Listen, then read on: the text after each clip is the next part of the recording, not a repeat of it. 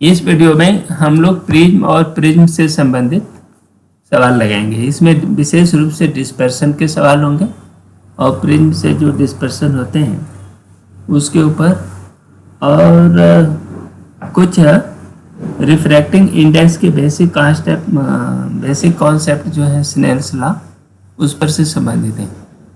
ये क्वेश्चन उतने सरल नहीं है, ये बहुत ही एडवांस लेवल के सवाल हैं और ये सब परीक्षाओं में बहुत पूछे जाते हैं, इसलिए इस वीडियो को ध्यान से देखना होगा।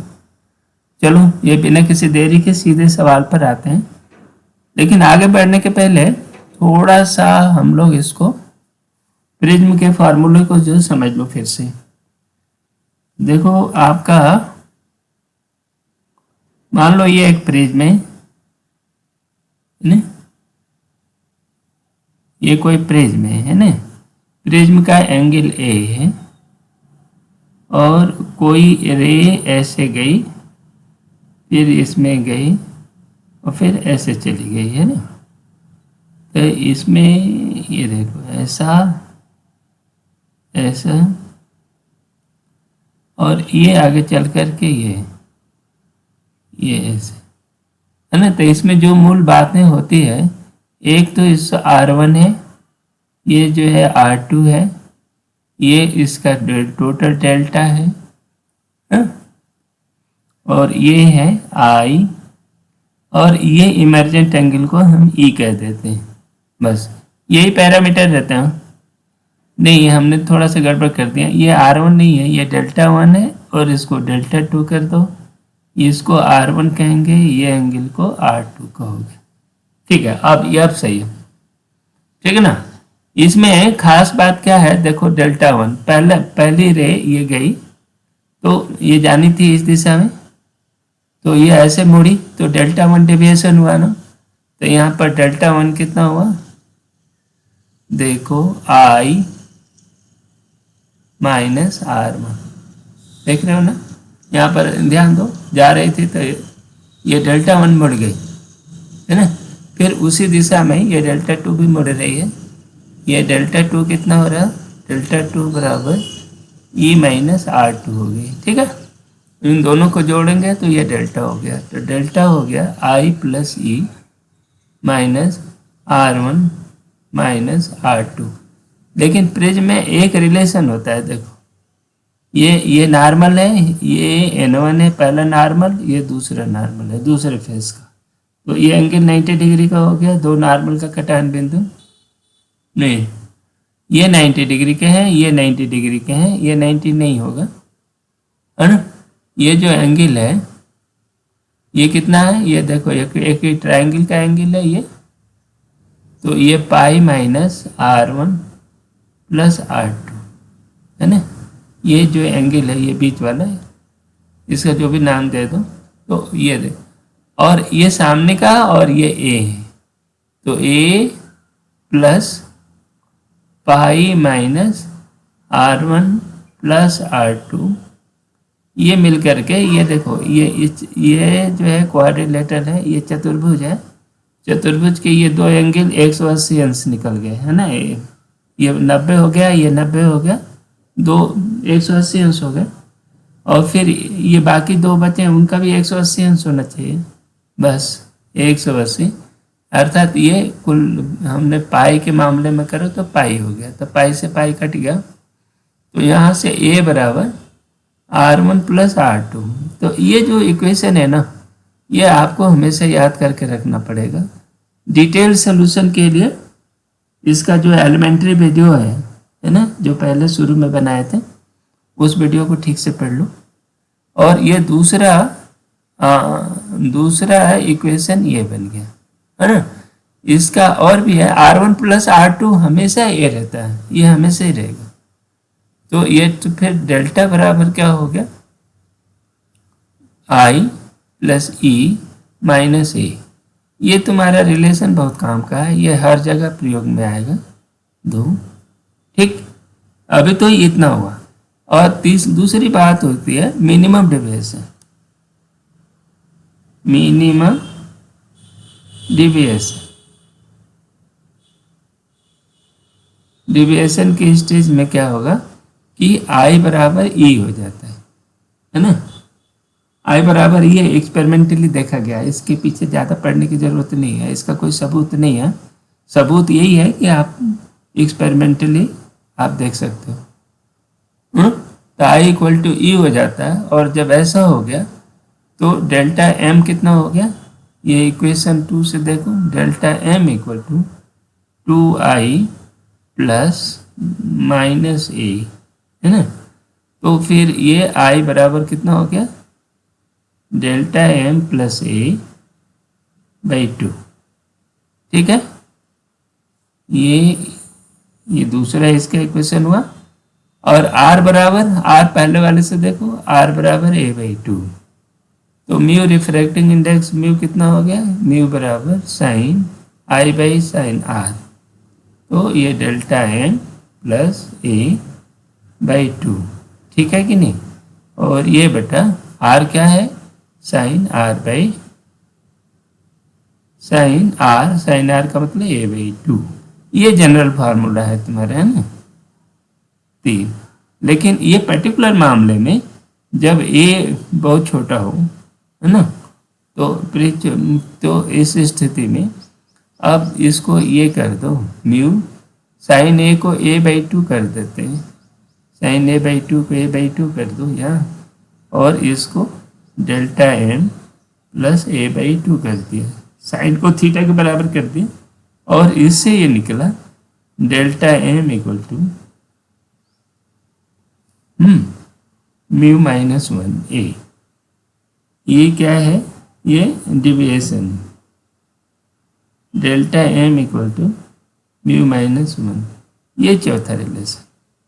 तो ये जो 4 रिलेशन है, इसी के ऊपर हम पूरा सवाल लगाएंगे, कोई इसके बाद कोई नया सवाल ही नहीं। और लास्ट वाला सवाल होता है स्नेल्स लॉ, आप जानते ही हो, वो रिफ्रैक्शन का होता है, तो उसी पर लगेगा। तो चलो सीधे सवाल पे आते हैं। ये रहा पहला सवाल। इस सवाल में क्या बोल रहे हैं, इन्हें करें एक ग्राफ दिया हुआ है ना, ये आपका ग्राफ दिया है, वो ग्राफ क्या दिया है, म्यू का है, म्यू रिफ्रैक्टिंग इंडेक्स इधर दिखा रहे हैं और इधर लैम्डा दिखा रहे हैं, है ना। ये ग्राफ इस सवाल के हिस्से में दिया हुआ है, इतना ये सवाल का हिस्सा है। अब ये पूछ रहे हैं कि which of the following graph is the correct representation of D M, angle D M versus lambda, है ना। डी एम ग्राफ हमें क्या चाहिए, डी एम वर्सेस लैम्डा, कौन सा ग्राफ सही है। इस सवाल को कैसे बताएंगे, कुछ नहीं ज़्यादा, वैसे तो एक जनरल फार्मूला होता है म्यू का, कि mu equal to Cauchy formula है A plus B by lambda square, है ना। तो बेसिकली ये है, और इसका ग्राफ बना होगा ना मोर और लेस कुछ इसी तरह बनेगा जैसा कि इस ग्राफ में दिखाया गया है ना। लेकिन हमें इसके बारे में बात करनी नहीं है, इससे कुछ लेना नहीं है, ठीक है। जब नहीं दिया हो तो तुम ये समझ लेना कि हमारा ग्राफ म्यू और लैम्डा का ग्राफ ऐसा होता है, लेकिन यहाँ पे इन्होंने दे रखा। अच्छा, अब डीएम चाहिए, डेल्टा मिनिमम। डेल्टा मिनिमम क्या होता है, आप म्यू माइनस 1 इंटू प्रिज्म का एंगल, ये प्रिज्म का रिफ्रैक्शन का है, index of the crown glass of thin prism ए। तो इसके लिए ये फार्मूला होता है। अब देखो समझ में आई क्या, कि डेल्टा एम का ये म्यू माइनस 1 होता है, ठीक है ना। और म्यू क्या है, इस लैम्डा के हिसाब से, इस ग्राफ के हिसाब से बदलता है, ठीक है ना। तो ये म्यू जो है लैम्डा का फंक्शन है। तो इस ग्राफ को ही देख करके आप बता सकते हो कि डेल्टा एम म्यू माइनस 1 होता है ना। और दूसरा लैम्डा है, तो कुछ मिला करके इस ग्राफ में 1 घटाना है, हर जगह पर 1 घटाते जाओ, 1 घटाते जाओ, तो ये ग्राफ तुम्हारा कुछ इस तरह है ना। डेल्टा एम जो है म्यू के साथ क्या होगा, म्यू माइनस 1, है ना। ये जो भी वैल्यू दी हुई है उसमें एक एक घटाते जाओ, ये वैल्यू आ गई, यहाँ देखो ये, इनको सबको मिला दो तो तुम्हारा ग्राफ कैसे बन गया, ऐसा। बस ये ग्राफ है, इसमें ये नहीं चलेगा, ये नहीं चलेगा, ये नहीं चलेगा, जो ग्राफ है ए। ठीक है, तो ये हमारा फंक्शन है, ये लैम्डा का, है ना, और म्यू लैम्डा का फंक्शन है, तो डेल्टा है, और जैसा म्यू वेरी करेगा, म्यू -1 है ना, और mu equal to F lambda, ये एक हमारा फंक्शन है और उसका ग्राफ ऐसा दिया हुआ है ना। तो म्यू -1 क्या होगा, इसको और डिटेल में देखो, mu -1 equal to F lambda -1 है ना, इसमें ए का गुणा कर दो, म्यू -1 इंटू ए, ये हो जाएगा delta M equal to F lambda -1 into A. तो ये सारे कांस्टेंट है, ठीक है ना, इसमें ए बहुत ज़्यादा कांस्टेंट है, वो सब में है, इसलिए फर्क नहीं डालेगा। -1 एक केवल घट रहा है ना, इसलिए इसमें ग्राफ कुछ ऐसा ही बनेगा। ठीक है ना, बस अब आगे बढ़ते हैं। अगला सवाल ये काम का है, ये कह रहे हैं कि एक मोनोक्रोमेटिक लाइट है ना, incident on a certain angle on equilateral triangle prism and suffer the minimum deviation हो रही है if the refracting index of the material of the prism is √3, then angle of incident is, वो कितना है, क्या ये पूछ क्या रहा है, देखो ये है प्रिज्म कैसा है, इक्विलैटरल, ये 60 डिग्री का है, ये 60 डिग्री का है ना, इक्विलैटरल ट्रायंगुलर प्रिज्म है। ठीक, अब ये कह रहा है कि ये इंसिडेंट हुई किसी एंगल पर, मान लो ये थीटा पर, ये एंगल तो नहीं दिया है ना, ये थीटा पर गई और ये आर पर रिफ्रैक्ट हो गई। अब ये कह रहा है मिनिमम एंगल पर, फिर ये मिनिमम डेविएशन है और फिर ऐसे चली गई, छोड़ो, तो ये भी थीटा है तो ये भी थीटा हो गया, है ना। मिनिमम डेविएशन की स्थिति में, ये मिनिमम डेविएशन की स्थिति है, तो फिर ए बराबर क्या होता है, R1 + R2, हुआ कि नहीं। तो R1 + R2, तो ये दोनों R बराबर हो जाते हैं, ठीक है, तो 2R, तो R बराबर 60/2, ये हो गया 30, ठीक है ना, ये थीटा निकालने का, ये R तुम्हारा ये 30 हो गया, ठीक, और म्यू दिया है √3, म्यू दिया है, ठीक है ना। अब कुछ नहीं, स्नेल लॉ लगाएंगे। अब ये सरफेस है,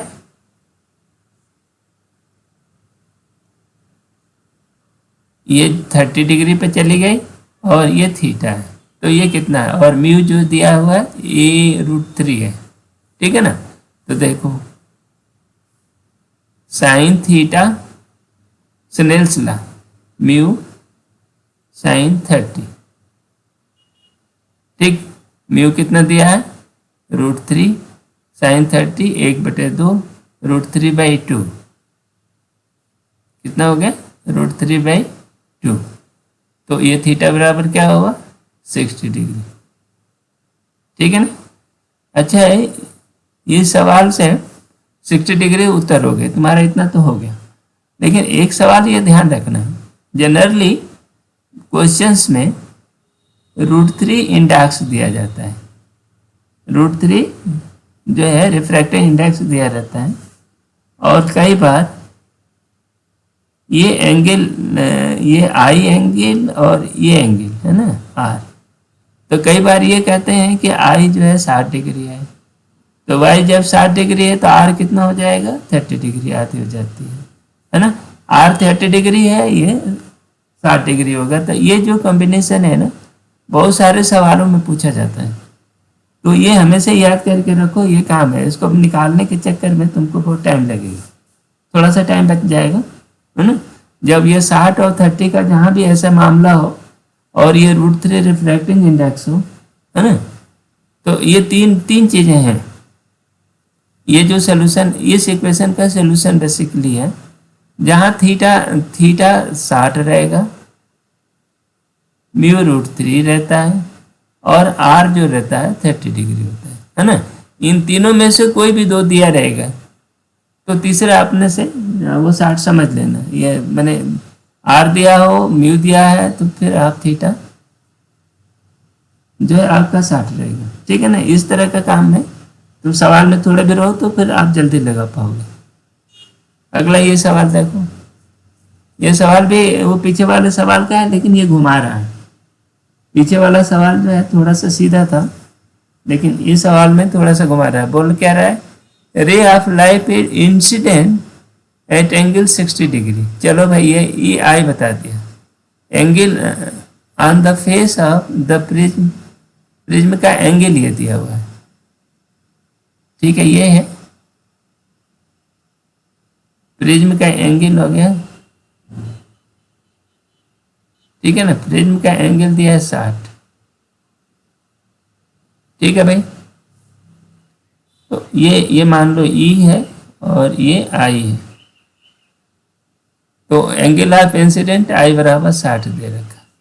ये बोल रहा ना, the emergent ray of the light makes an angle 30 degree. देखो भाई आगे ये ई जो है ऐसे गया है, ये ऐसे गया, रे ऐसे गई इधर, ये इसे 30 डिग्री बना रहा है। ठीक है ना, तो the angle made by emergent रे with the second face of the prism will be. तो ई कितना होगा, है ना, ई बताओ कितना। एंगल मेड बाय इमर्जेंट रे with the second face of the prism, prism के साथ ई निकल जाएगा तो वह इस एंगल का पता लग जाएगा। प्रिज्म का जो ये सेकंड फेस है इसका नॉर्मल है और ये नॉर्मल से ये ई वाला एंगल ये है, वो एक्चुअली ये वाला एंगल चाहता है। ठीक है ना, अब वो चेक करते हैं। देखो हम वो फार्मूला अभी पीछे पढ़े थे, आई प्लस ई माइनस ए बराबर डेल्टा, यही ना। आई दिया, इसमें क्या क्या दिया, आई दे दिया, देखो 60 डिग्री। ई हम नहीं जानते, ए दिया है प्रिज्म आप 30 डिग्री का है, डिविएशन दिया है कितना 30 डिग्री का। ठीक है, तो ई बराबर क्या मिला यहां से, देखो इसको सॉल्व करो। ई बराबर 0, ई बराबर 0 का मतलब क्या हुआ, ये रे ऐसे गई फिर इधर गई, है ना, और दूसरे फेस से जो फेस है दूसरे फेस से 0 एंगल बना रही है। तो ये फेस का जो नॉर्मल होगा तो ये नॉर्मल दिशा में सीधे चली गई। ठीक है ना, ई 0 का मतलब ये नॉर्मल के साथ उसका जो एंगल है एन के साथ, और ये इमरजेंट रे का ई बराबर 0। तो ई 0 होने का मतलब क्या है कि emergent ray is normal, emergent ray, इसको बढ़िया से बना करके चेक करो, range A normal to the second face. ठीक है, ये बस। तो वो पूछ रहा है कि सेकेंड फेस से इमरजेंट रे कितना एंगल बना रही है। तो देखो ये नॉर्मल है तो 90 डिग्री का बना रही है कि नहीं, ये फेस है, फेस से 0 एंगल बना रही है नॉर्मल से, तो वो फेस के साथ 90 डिग्री का बना रही है। ठीक है, ये सही हुआ। नेक्स्ट सवाल चले, ये क्या पूछ रहा है, ये सवाल जो है ना इनमें बड़े घुमाव होते हैं, है ना। ये सवाल थोड़ा सा अजीब है लेकिन इनमें क्या बोल रहे हैं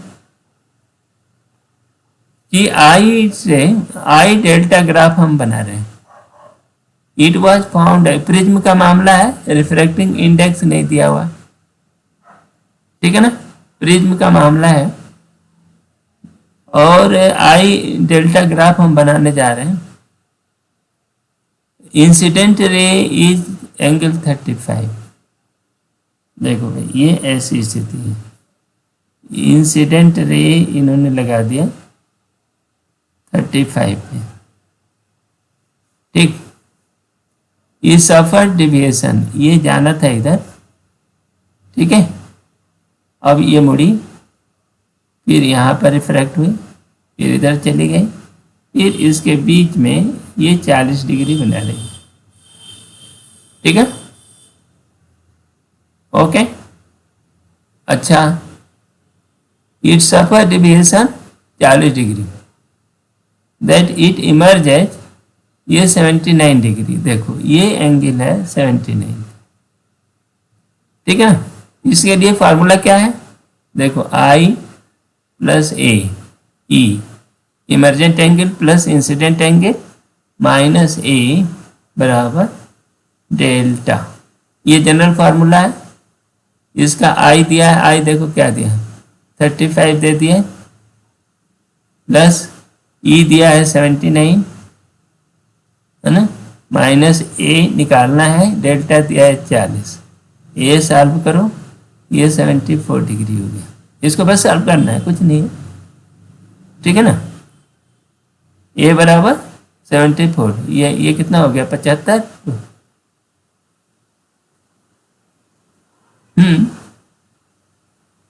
होगा ना, ये 5 बचेगा, 5 इसमें से घट गया, 74 हुआ, ये 74 हो गया, ठीक।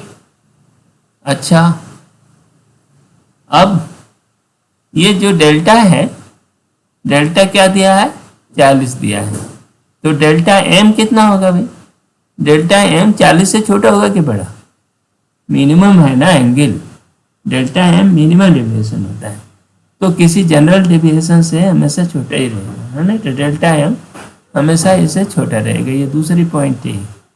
अब म्यू क्या होता है, म्यू का फार्मूला आप जानते हो, म्यू बराबर मिनिमम डेविएशन की स्थिति में, वो पूछ रहा है कि रिफ्रैक्टिंग इंडेक्स अनुमानित कितना होगा, है ना, तो अभी इसको बताते हैं। तो क्या होगा, म्यू बराबर sine delta M plus A prism angle by 2 बटा साइन डेल्टा एम बाई 2, ये रहता है ना। अब इसको देखो, अब आपका साइन कितना है, डेल्टा एम के बारे में हमको नहीं मालूम, ए के बारे में मालूम है, ए कितना है, अब 74 डिग्री हो गया, ये आपने निकाल लिया, 74 डिग्री इस इक्वेशन से निकाल चुके हो, देखो ए निकल गया एक, डेल्टा एम के बारे में हम जानते हैं, ठीक है, इतना बटा ये बटा 2 भी होगा ये ना, ये और ये sine delta M by 2, okay. अच्छा, अब अरे नहीं, ये ए बाई 2 है, ये पीछे वाला ये ए बाई 2 है ना, डेल्टा एम नहीं है, ये ए बाई 2, हम डेल्टा यहाँ से हटा देते हैं ना, तो ये हो गया sine delta M plus 74 by 2 हो गया, और नीचे हो गया साइन 74 का आधा 37, ये 37 डिग्री का जो साइन है सभी लोगों को पता होती है ना, वो ट्रिपलेट, पाइथागोरियन ट्रिपलेट जो होता है, ये 3 होता है, 4 होता है, ये 5 होता है, तो ये हमेशा 37 डिग्री होता है, तो इसीलिए इन्होंने बना कर दिया। तो इसका साइन जो है 3/5 हुआ है, तो इसको म्यू हो गया 5/3 साइन डेल्टा एम प्लस 74/2। चलो भाई इतना। अब इस इक्वेशन का, ये तीसरा इक्वेशन है, म्यू बराबर इतना, इसका एनालिसिस करो थोड़ा सा।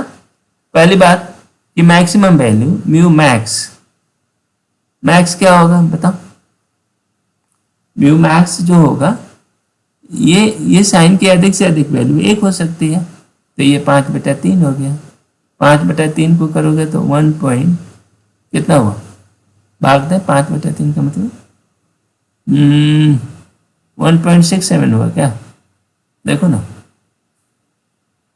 बन जाए, हाँ ठीक है यही है। ये हुआ, है ना, म्यू मैक्स इतना हो गया। लेकिन एक बात और है कि ये जो साइन जो होता है ना, इंक्रीजिंग फंक्शन होता है। साइन क्या है? ये साइन फंक्शन जो होता है ये थीटा के साथ इंक्रीजिंग फंक्शन होता है। तो ये तो मैक्सिमम लिमिट आ गई, ठीक है, समझ में आता है। लेकिन ये जो है बढ़ने वाला है, ठीक है ना। तो बढ़ने वाला होने के बाद डेल्टा एम की जो मिनिमम वैल्यू होगी वो 40 डिग्री से कम ही होनी चाहिए ना, 40 डिग्री से ज़्यादा नहीं होगी, है ना। तो म्यू की लोअर लिमिट हो गई, लोअर माने कम से कम लिमिट, मोटे तौर पर ये 5/3 हुआ, और ये साइन 40 + 74/2, ठीक है ना। अब इनको करें तो कितना होगा,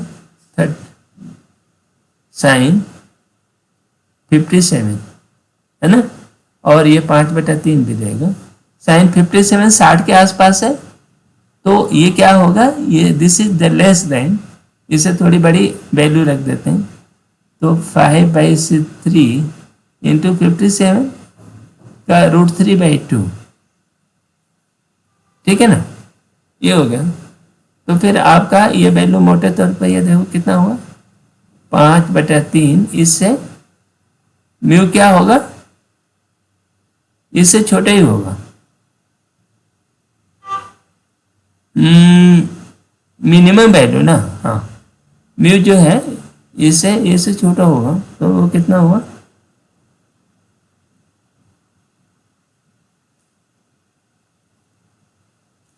तो इसको हमने कितना हो गया, 0.85 कर दें, 85, और ये कितना हो गया, 3 से डिवाइड कर दो तो 0.28, तो इसका हो गया 1.4, ठीक है ना, 1.4। तो ये एक्चुअली ये म्यू की लोअर वैल्यू जो है 1.4 के आसपास होगी, और मैक्स इतना, तो इन दोनों के बीच में कोई होगा, ठीक है ना। तो म्यू जो है आपका 1.67 और 1.4 के बीच में होगा, है। तो ये 1.5 ये उत्तर हुआ, ठीक है। ये अगला सवाल देखो, इस सवाल में क्या बोल रहे हैं, देखिए PQR एक प्रिज्म है, ठीक है। प्रिज्म का रिफ्रैक्टिंग इंडेक्स √2 दिया है, इसका n क्या दिया है, √2 दिया है, ठीक है, बस इतना दे दिया। इनका कह रहा है कि ये लाइट आ रही है, ये AB कह दो, ठीक, और P की फेस पर पड़ी, फिर यहाँ जाकर रिफ्लेक्ट हो रही है। इस जगह पर क्या हो रहा है, BC पॉइंट पे वो बोल रहा है कि टोटल इंटरनल रिफ्लेक्शन हो रहा है। यहाँ पर ये आई और यहाँ टोटल इंटरनल रिफ्लेक्शन हो रहा है, ये दिया हुआ, light undergoes total internal reflection in the prism at the face PR, है ना, when alpha has minimum value 45, alpha की वैल्यू 45 हो जाती है, तब ये इस पर हो जाती है ना। एक्चुअली ये सवाल जो है ना, जो चित्र बनाया है वह बहुत ही कंफ्यूजिंग है, इसीलिए ये इसको समझने में दिक्कत हो रही है। देखो हम लोग ऐसा अपने तरफ से बनाते हैं, ये प्रिज्म है, ये ऐसा है, एक काम करो, इसका नॉर्मल ऐसा होगा, ये अल्फा से आया, ये कोई यानी ये 45 डिग्री पर आया, ठीक है ना, और यहाँ से किसी एंगल पर जाएगी, ये मान लो R पर गया, है ना, रिफ्लेक्ट हो गया, ठीक है। अब इस पॉइंट पर क्या कर रहे हैं कि टोटल इंटरनल रिफ्लेक्शन हो रहा है ऐसे, तो मान लो ये एंगल कितना है, 5, ये एंगल हमने 5 मान लिया, तो हम लोग नाम दे देते हैं A B ये सी है ना, और ये पी तो इन्होंने दे ही रखा। ये इस एंगल को इन्होंने थीटा बताया, ये इसी थीटा की बात करना है। यहाँ रिफ्लेक्शन हो गया। चलो इसको आगे बढ़ा देते हैं, बी सी इसको हम डी कह देते हैं, ठीक है ना। अब ये ट्रायंगल के सारे पार्ट के नाम हमें पता है। ये थीटा हो गया, ये नॉर्मल है, देखो ये एन नॉर्मल है, एन एन वन नॉर्मल है, ठीक है ना। तो ये एंगल कितना हो गया, ये 90 माइनस 5 हो गया, ठीक है। अच्छा अब ये ट्रायंगल देख लो पी बी सी में, है ना, ये कितना है, ये 90 डिग्री है, ये नॉर्मल है ही। तो पी बी सी में आप देख रहे हो कि in triangle P B C में क्या चीज़ देख रहे हैं, theta plus R plus 90 plus R, ये दोनों एंगल को मिला दें। ट्रायंगल के तीनों कोण 180 अंश होते हैं ना, प्लस 90 माइनस 5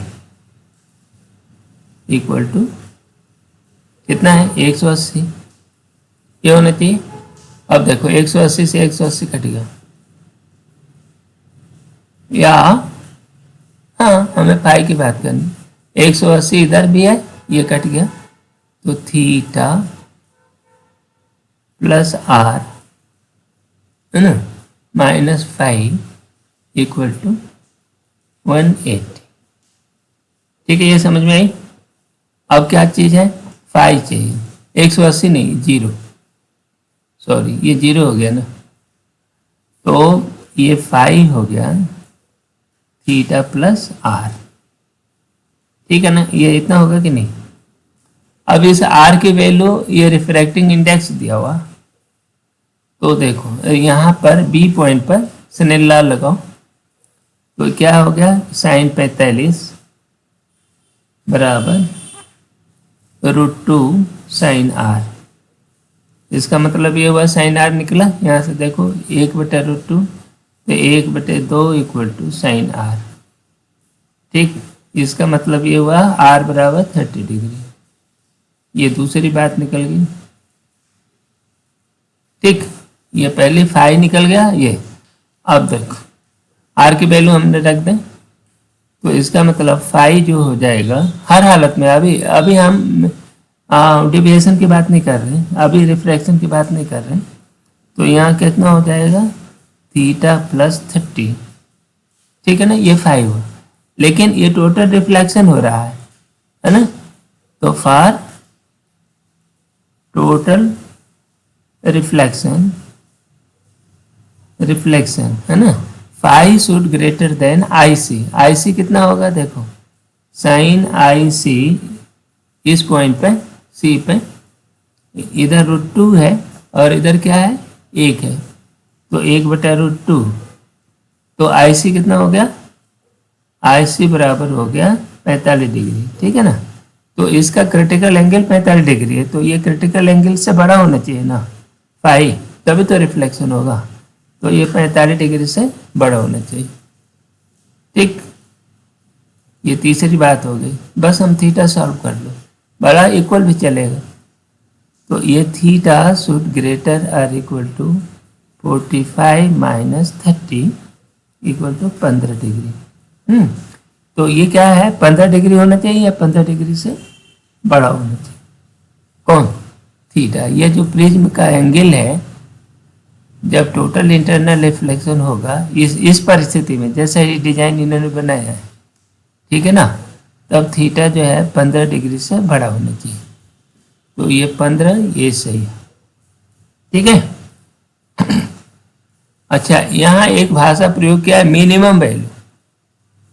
मिनिमम वैल्यू ये देख रहे हो ना, 5 शुड ग्रेटर दे, ये देखो यहाँ पर 5 क्या है वो, तो ये 5 equal to theta plus R should greater or equal to I C, ठीक है ना। तो ये R should greater or equal to I C minus theta, ठीक है ना। तो ये आर जो है वो मिनिमम होगी, मिनिमम होने की स्थिति में, नहीं तो उससे आर बड़ा होना चाहिए तभी ये टोटल रहे। तो इसलिए इसकी मिनिमम वैल्यू की बात कर रहा है। इस तरह का जो रिफ्लेक्शन होगा, ऐसे आई और इस पॉइंट पर रिफ्लेक्शन हो रहा है, जिस तरह की ये सिचुएशन दिया है, तो उसमें इस अल्फा की एक मिनिमम वैल्यू होगी जिससे रिफ्लेक्शन संभव होगा, नहीं तो उससे कम होगा तो आर छोटा हो जाएगा और थीटा प्लस आर हो सकता है आईसी से छोटा हो जाए और फिर वो यहाँ पर रिफ्रैक्शन हो जाए। ठीक है ना? तो इसलिए यहाँ मिनिमम है। वैसे दूसरे वाले मामले में ये जैसे इस वाले मामले इस इधर से गई, इधर गई और फिर ऐसे जाती है ना? तो इस मामले में ये क्या होता है, ये जो है मैक्सिमम वैल्यू होती है। इसमें बीटा की जो वैल्यू होती है वो मैक्सिमम होती है। चल देखना आगे वाले सवालों में कुछ ऐसा आएगा। अब अगला सवाल लेते हैं। ये सवाल में देखिए, ये एक प्रिज्म है ना? ये प्रिज्म का रिफ्रैक्टिंग इंडेक्स दिया है म्यू। ठीक है ना? यहाँ से ये थीटा पर इंसिडेंट हो रही है पी क्यू, यहाँ पर इंसिडेंट हुई, यहाँ से ये ट्रांसमिट हुई। ये मान लो ये R1 एंगल है, ये एंगल R2 है। ठीक है ना? और फिर ये ऐसे चलेगी, ट्रांसमिट होना है। ठीक है? अब इनका ये कह रहा है कि the incident angle theta, theta incident angle इन्होंने बता दिया, on the face A B would be, या काम की चीज ये है, ये इंपॉर्टेंट है। इसमें यदि गलती की है तो तुम्हारा उत्तर गड़बड़ हो जाएगा। ठीक है ना? कई बार हम सवाल सही करते हैं लेकिन उत्तर कोट करने में गड़बड़ कर देते हैं। तो यहाँ ध्यान से ये पढ़ो, A B would get transmitted through the face A C, ये ए सी फेस से निकालना है ना? टोटल रिफ्लेक्ट नहीं होना है। कई बार रिफ्लेक्शन भी पूछता है, इंटरनली रिफ्लेक्ट हो जाए ऐसा भी पूछता है, लेकिन इस मामले में उल्टा पूछ रहा है निकल जाए। कोई बात नहीं, देखो हम ये जो सिचुएशन है, पी क्यू इस पॉइंट को कैपिटल आर कर दो, आर एस कर दे, ये गया, कोई बात नहीं, अब गया। इसमें जो काम की चीज ये है कि R1 प्लस R2 हमेशा ए रहता है। ठीक है ना? तो फिर क्या है, ये टोटल इंटरनल रिफ्लेक्शन क्या होगा, आईसी, जो एंगल जो होती है क्रिटिकल एंगल, तो उसके लिए साइन आईसी कितना होती है, 1/म्यू होता है। इसका मतलब आईसी बराबर यहाँ लिख लो साइन इनवर्स 1/म्यू। ठीक है ना? ये चीज आ गई, ये एक पहले, ये दूसरा आ गया। ठीक है ना? अब यहाँ से ट्रांसमिशन, द रे विल गेट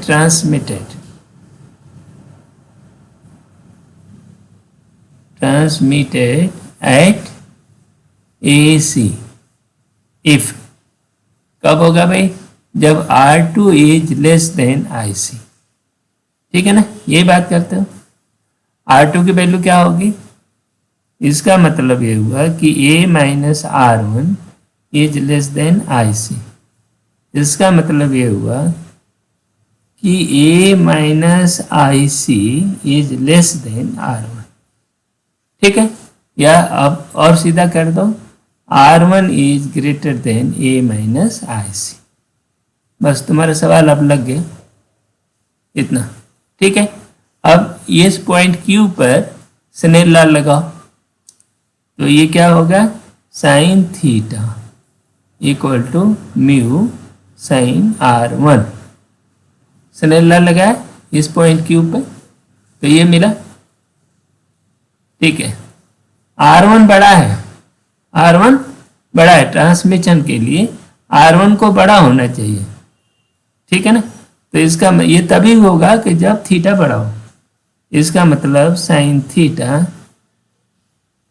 है ना। देखो फॉर कंडीशन 1,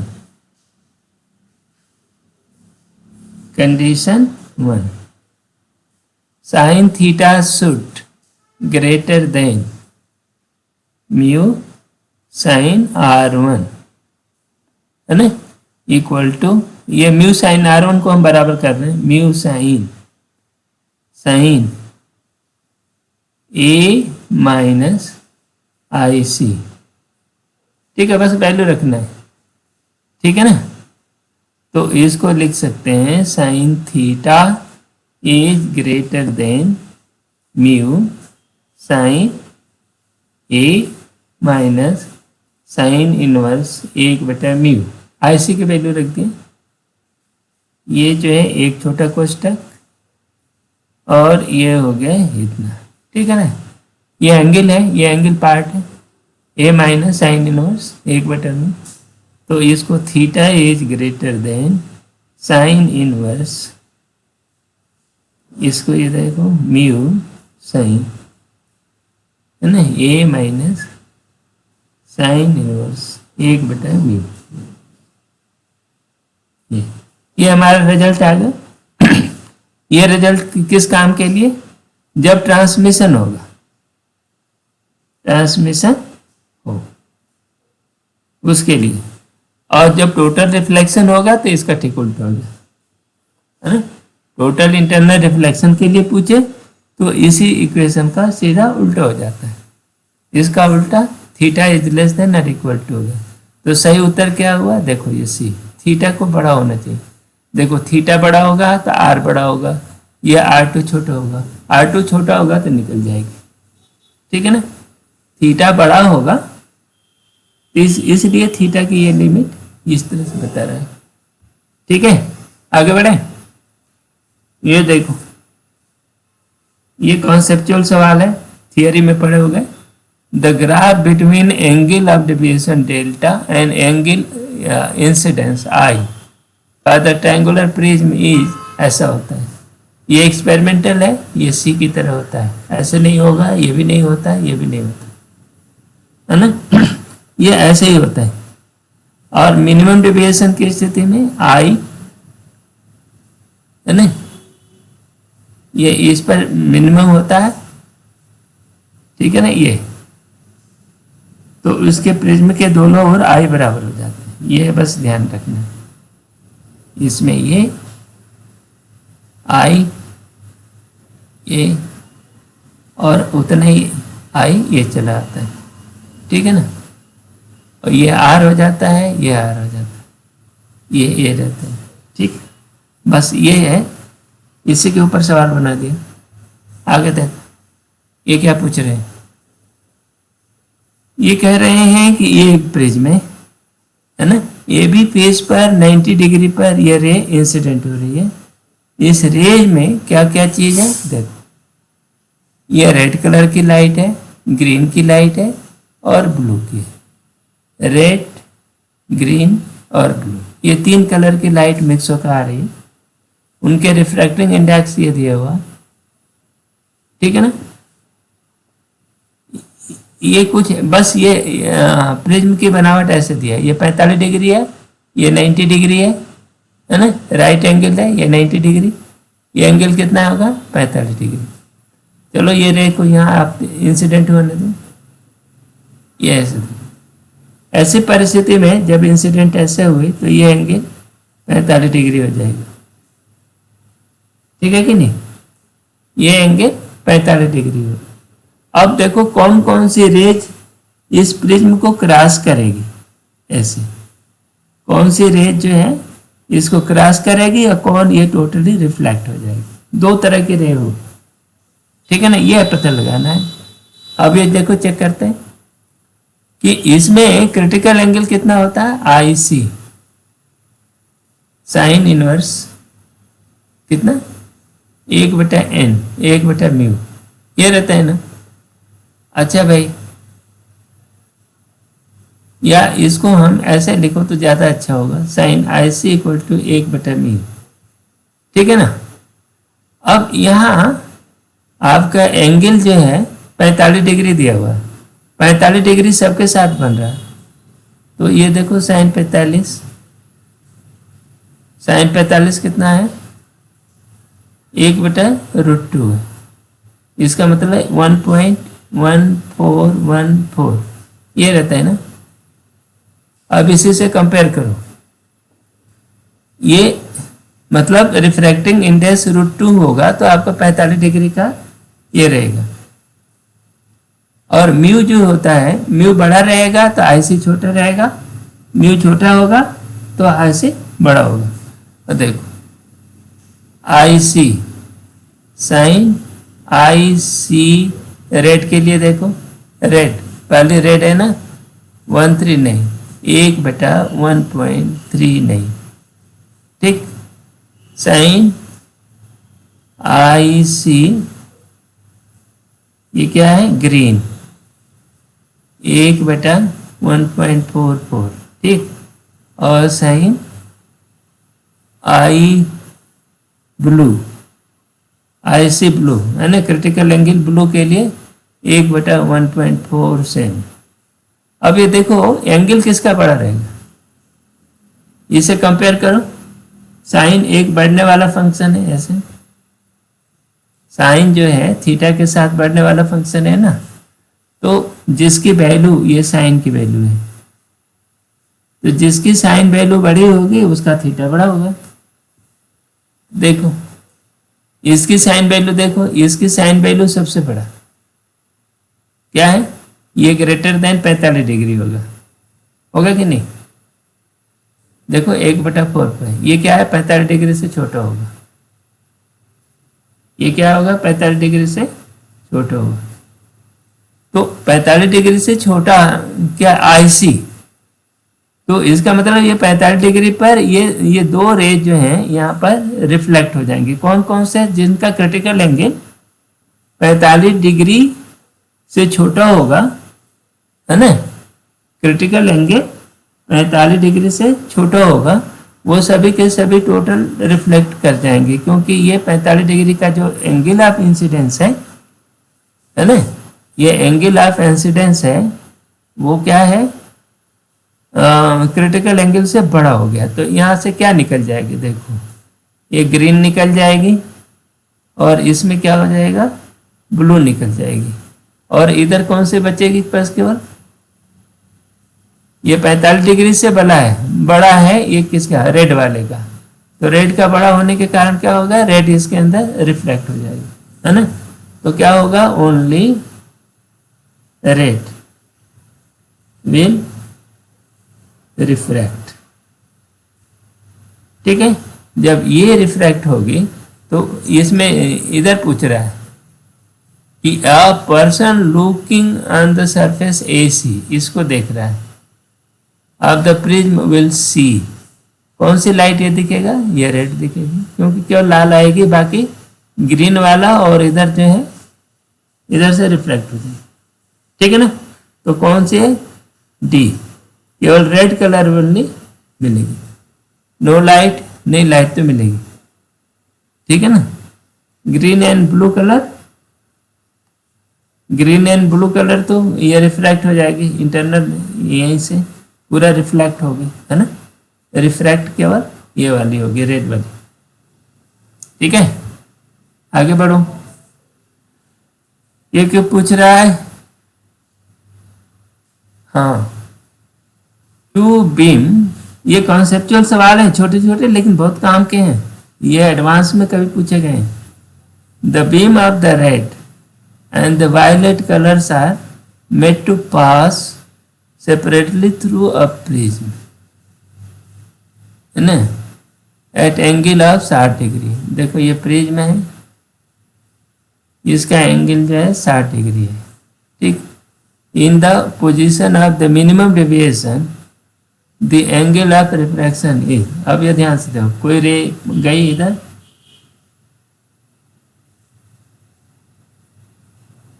नहीं, ये R1 हो गई, ये R2 हो गई और फिर ऐसे चली गई, ठीक है ना। तो यहाँ पर एक खास बात ये होती है, देखो R1 + R2 = A, for all raise, है ना। ये जो है रिफ्रैक्टिंग इंडेक्स कहीं है क्या इसमें, ऑल रेज, ठीक है ना। ये रिफ्रैक्टिंग इंडेक्स का फंक्शन नहीं है। R1 R2 जो है रिफ्रैक्टिंग इंडेक्स का फंक्शन नहीं है। R1 प्लस R2 हमेशा ए रहता है। तो इस यहाँ पूछ रहा है the minimum in the position of minimum deviation angle of refraction will be, minimum deviation हो या क्या, ओके। मिनिमम डेविएशन में R1 R2 बराबर हो जाएगा, तो 2R1 इक्वल टू ए, ये 60 डिग्री, तो R1 बराबर कितना हो गई 30 डिग्री।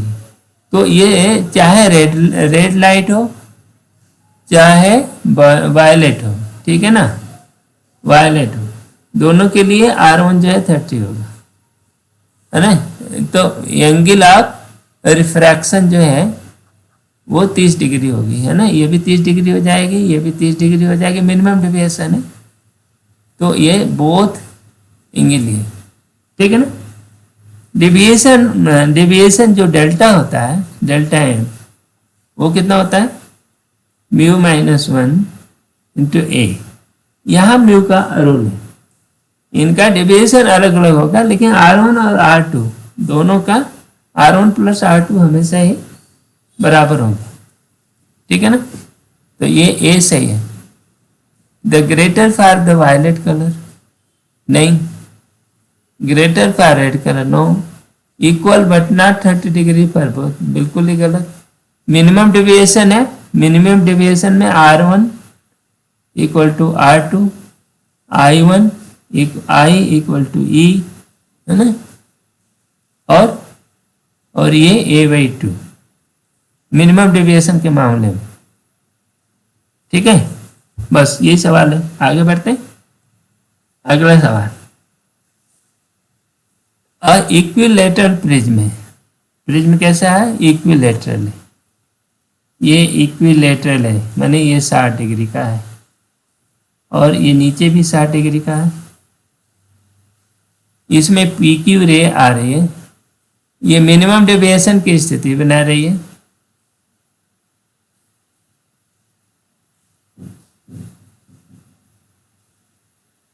ये ऐसे आई, ऐसे गई, फिर ये आई, ठीक है ना। ये नॉर्मल है, ये N1 ये N2, दो नॉर्मल है, ये A B C। अब इनका नाम दे रहे हैं P, ये Q, ये R है और ये S है, ठीक है ना। यही बात है। अब ये देखो R बराबर कितना हो जाएगा 30 डिग्री, तो ये क्या है, ये एंगल कितना होगा 60 डिग्री हो गया कि नहीं। A माइनस, देखो एंगल AQR, ये कितना होगा 90 माइनस 30 होगा ना, ये 60 डिग्री। और ये एंगल कितना है, ये भी 60 डिग्री है BC, ठीक है। तो ये क्या होगा QR is parallel to BC, है कि नहीं, है ना। ये स्थिति कब बनेगी, ये स्थिति ये स्थिति कब बनती है, this situation arises only when, है ना, प्रिज्म इज आइसोसेल। क्या है, आइसोसेल। तो एट बेस पर बेस के दोनों, ये बेस के दोनों एंगल ना बराबर होने चाहिए, बस ये आइसोसेल रहे तो तब ये 60 डिग्री नहीं भी होगा तो भी चलेगा, तो भी ये मिनिमम डेविएशन में ये बेस के पैरेलल हो जाएगी। देखो ऐसा होता है, ये देखो 2 अल्फा है, ले लिया है। और ये तो ये बेस के दोनों एंगल बराबर हैं, तो ये 90 माइनस अल्फा हो गया, ये कितना हो गया, ये 90 माइनस अल्फा हो गया, ठीक। अब क्या होगा, R1 प्लस R2 कितना होगा 2 अल्फा होगा ना, तो R1 R2 मिनिमम डिविएशन में बराबर होगा, है ना। मिनिमम डिविएशन में ये R1 R2 बराबर होगा, ठीक है ना। तो ये अल्फा हो जाएगा, ये भी अल्फा हो जाएगा, तो ये 90 माइनस अल्फा हो गया, ठीक है ना। इधर भी 90 माइनस अल्फा हो गया, तो देखो ये पैरेलल होगी, है ना। तो the base, this situation arises only when the prism is isosceles at base, माने the basal angle, the angle of base, angle of base are equal, है ना। ऐसा ये परिस्थिति जो है ना, हर क्यू आर ये वाला पार्ट जो है हॉरिजॉन्टल होगी, हॉरिजॉन्टल माने बेस के पैरेलल हो जाएगी, है ना, मिनिमम डिविएशन पर। ये सिचुएशन सिर्फ तभी होती है जबकि ये बेस के दोनों एंगल बराबर हो, मतलब ये ट्रायंगल जो है ये आइसोसेल ट्रायंगल, ठीक है ना। नहीं तो यदि मान लो वो दूसरे तरह का है, ऐसे ले लो, इस तरह का, है ना, तो अब ये क्या होगा, यहाँ से ऐसे चली जाएगी, ये साइड बराबर हो जाएगी, ये साइड बराबर हो जाएगी, ऐसे चली जाएगी, लेकिन ये बेस के पैरेलल नहीं होगी। तो ये जो सिचुएशन है इसको ध्यान से देखो और समझो। अगला सवाल, given ray of the light suffers the minimum deviation in equilateral prism. देखो ये सभी इक्विलैटरल प्रिज्म है, मिनिमम डेविएशन पर जा रही है। मिनिमम डेविएशन है, पैरेललिज्म पीछे आप पढ़ लिए हो वैसे जाएगा। देखो तो यहां से ये गई पैरेलल, चलो अभी बाद में करते हैं। The additional prism Q and R are identical shape of the same material as P are they now added as shown in the figure. The ray will now suffer greater deviation, no deviation। ये बात कर रहा कि ये देखो ये रे ऐसे गई, इससे क्या होगा, मिनिमम डेविएशन पर जा रही है, तो देखो इसके पैरेलल गई, जाने दो, यहाँ गई, यहाँ गई, यहाँ गई, ये भी पैरेलल। वजह क्या है, ये गिलास है, ये भी गिलास है, ये भी गिलास है, तो ये रे जो है सीधे चली गई, एक ही मीडिया है, बेंड नहीं होगी। जो रिफ्रैक्टेड रे है ना, ये बेंड नहीं होगी, ऐसे सीधे चली गई, और फिर यहाँ जा करके क्या होगा, ये ऐसे चली गई, ठीक है ना। तो अब ये देखो, ये इससे डेविएशन कितना है,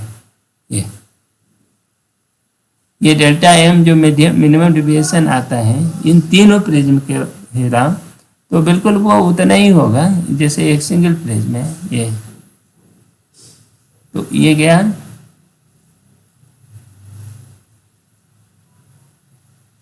है ना, इससे जितना जितना डेविएशन होता है ना डेल्टा एम एक प्रिज्म से, उतना ही डेविएशन इससे भी होगा, ठीक है ना। क्योंकि ये इसका जो डेविएशन है दूसरा वाला प्रिज्म जो है कंपेंसेट कर देगा, तो वो क्या होगा, ऐसा डेविएशन ये इस साइड डेविएट करेगा तो ये वाला प्रिज्म इस तरह डेविएट कर देगा, दोनों फिर वहीं का वहीं हो जाएगी, इसी पर सीधे चली गई ऐसे, ठीक है ना। इसकी वजह से ये डेविएशन नहीं हुआ, इस लाइन पर डेविएशन नहीं हुआ, फिर जाकर यहीं हुआ, है ना, इस सरफेस पे, ठीक है। तो यहाँ deviation will be the same, the greater deviation, no deviation, the additional prism इतना इतना added, the same material HP are now added as shown in the figure, the ray will now suffer no deviation, है ना। ये actually ये सवाल को इन्होंने design करने में कुछ गड़बड़ किया होगा, लेकिन बस ये सवाल यही समझो कि ये जितना एक प्रिज्म से जितना डेविएशन होगा, है ना, जितना डेविएशन होता है एक प्रिज्म से डेल्टा का, उतना ही डेविएशन इन तीनों को मिलाकर करने में भी उतना ही होगा, ठीक है ना। बस यही सवाल है इसको।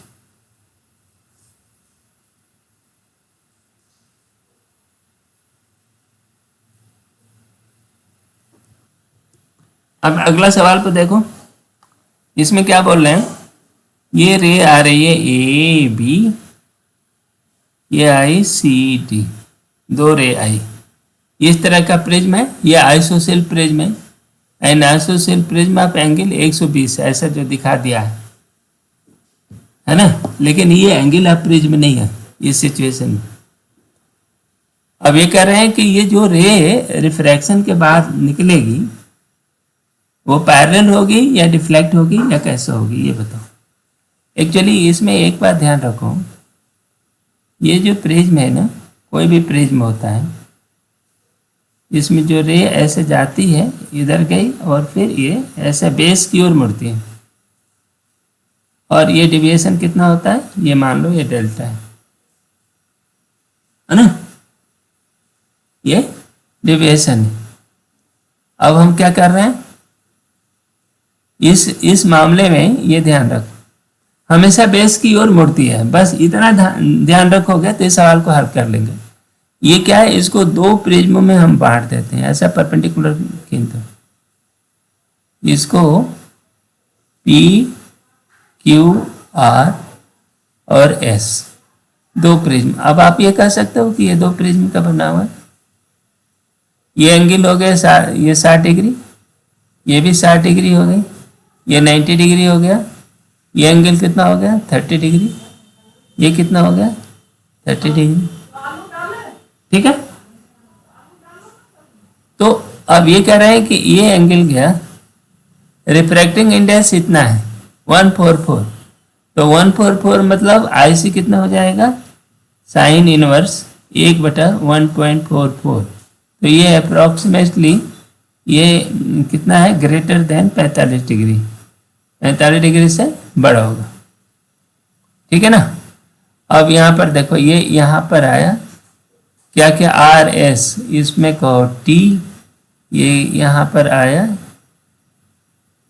ये ऐसा कर दिया हमने, आगे बढ़ा दिया, ये यदि ऐसे जाती तो इस तरह जाती, ठीक है ना, यही करते हैं टी एस टी यू। तो इस पॉइंट पर, पहले इस पॉइंट को देते हैं टी पर, देखो अब ये इसका नॉर्मल क्या होगा, ये ऐसे, ये कितना हो गया 60 डिग्री, 60 डिग्री होगा नहीं, 30 डिग्री होगा ना, कितना होगा,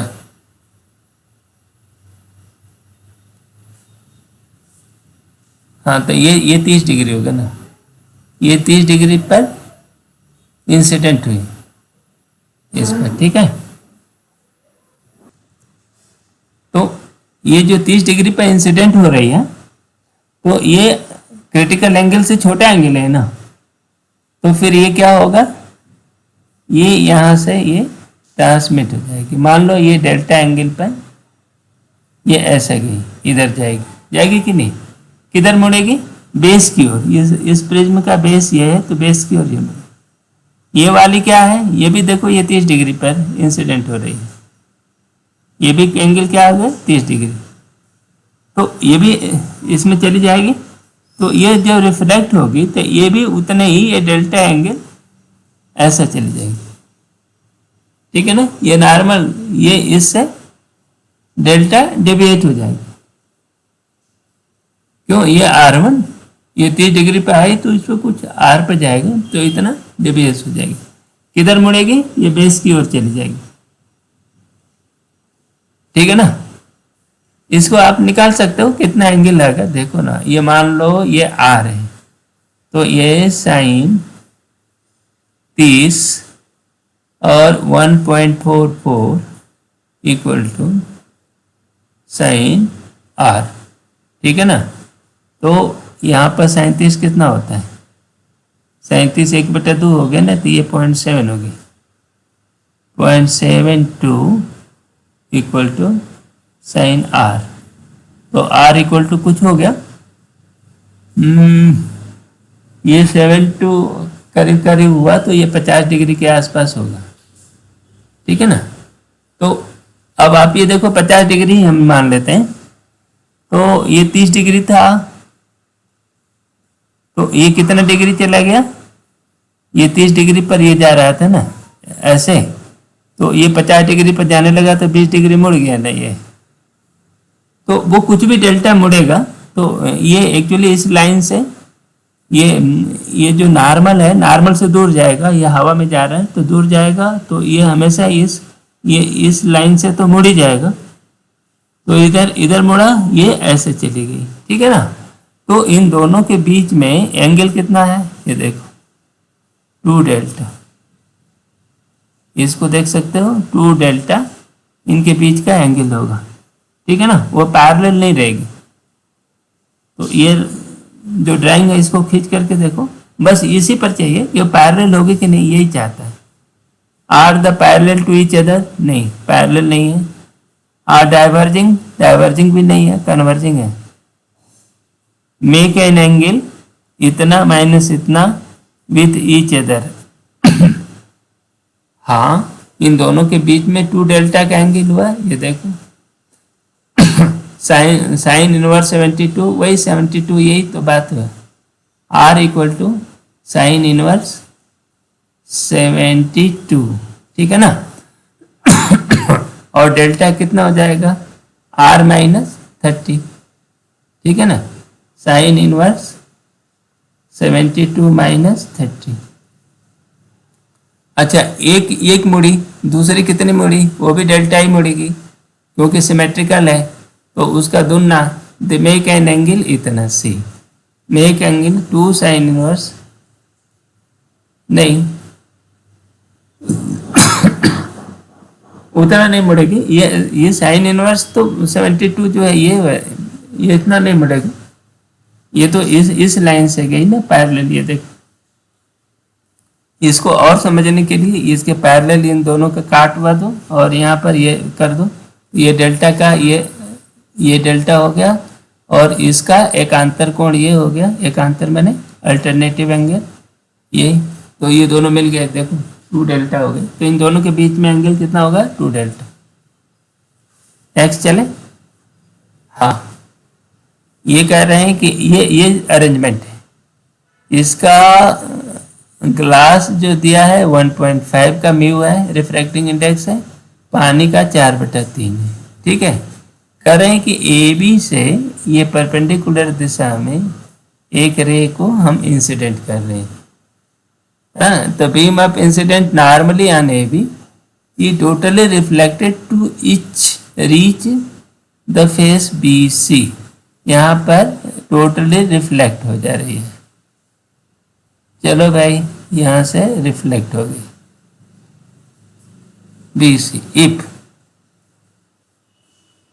कब हो गया भाई, ये देखो ये एंगल क्या है, ये B क्या है, एंगल B थीटा है, ठीक है ना। तो ये नॉर्मल आ रही है, एक्चुअली क्या है,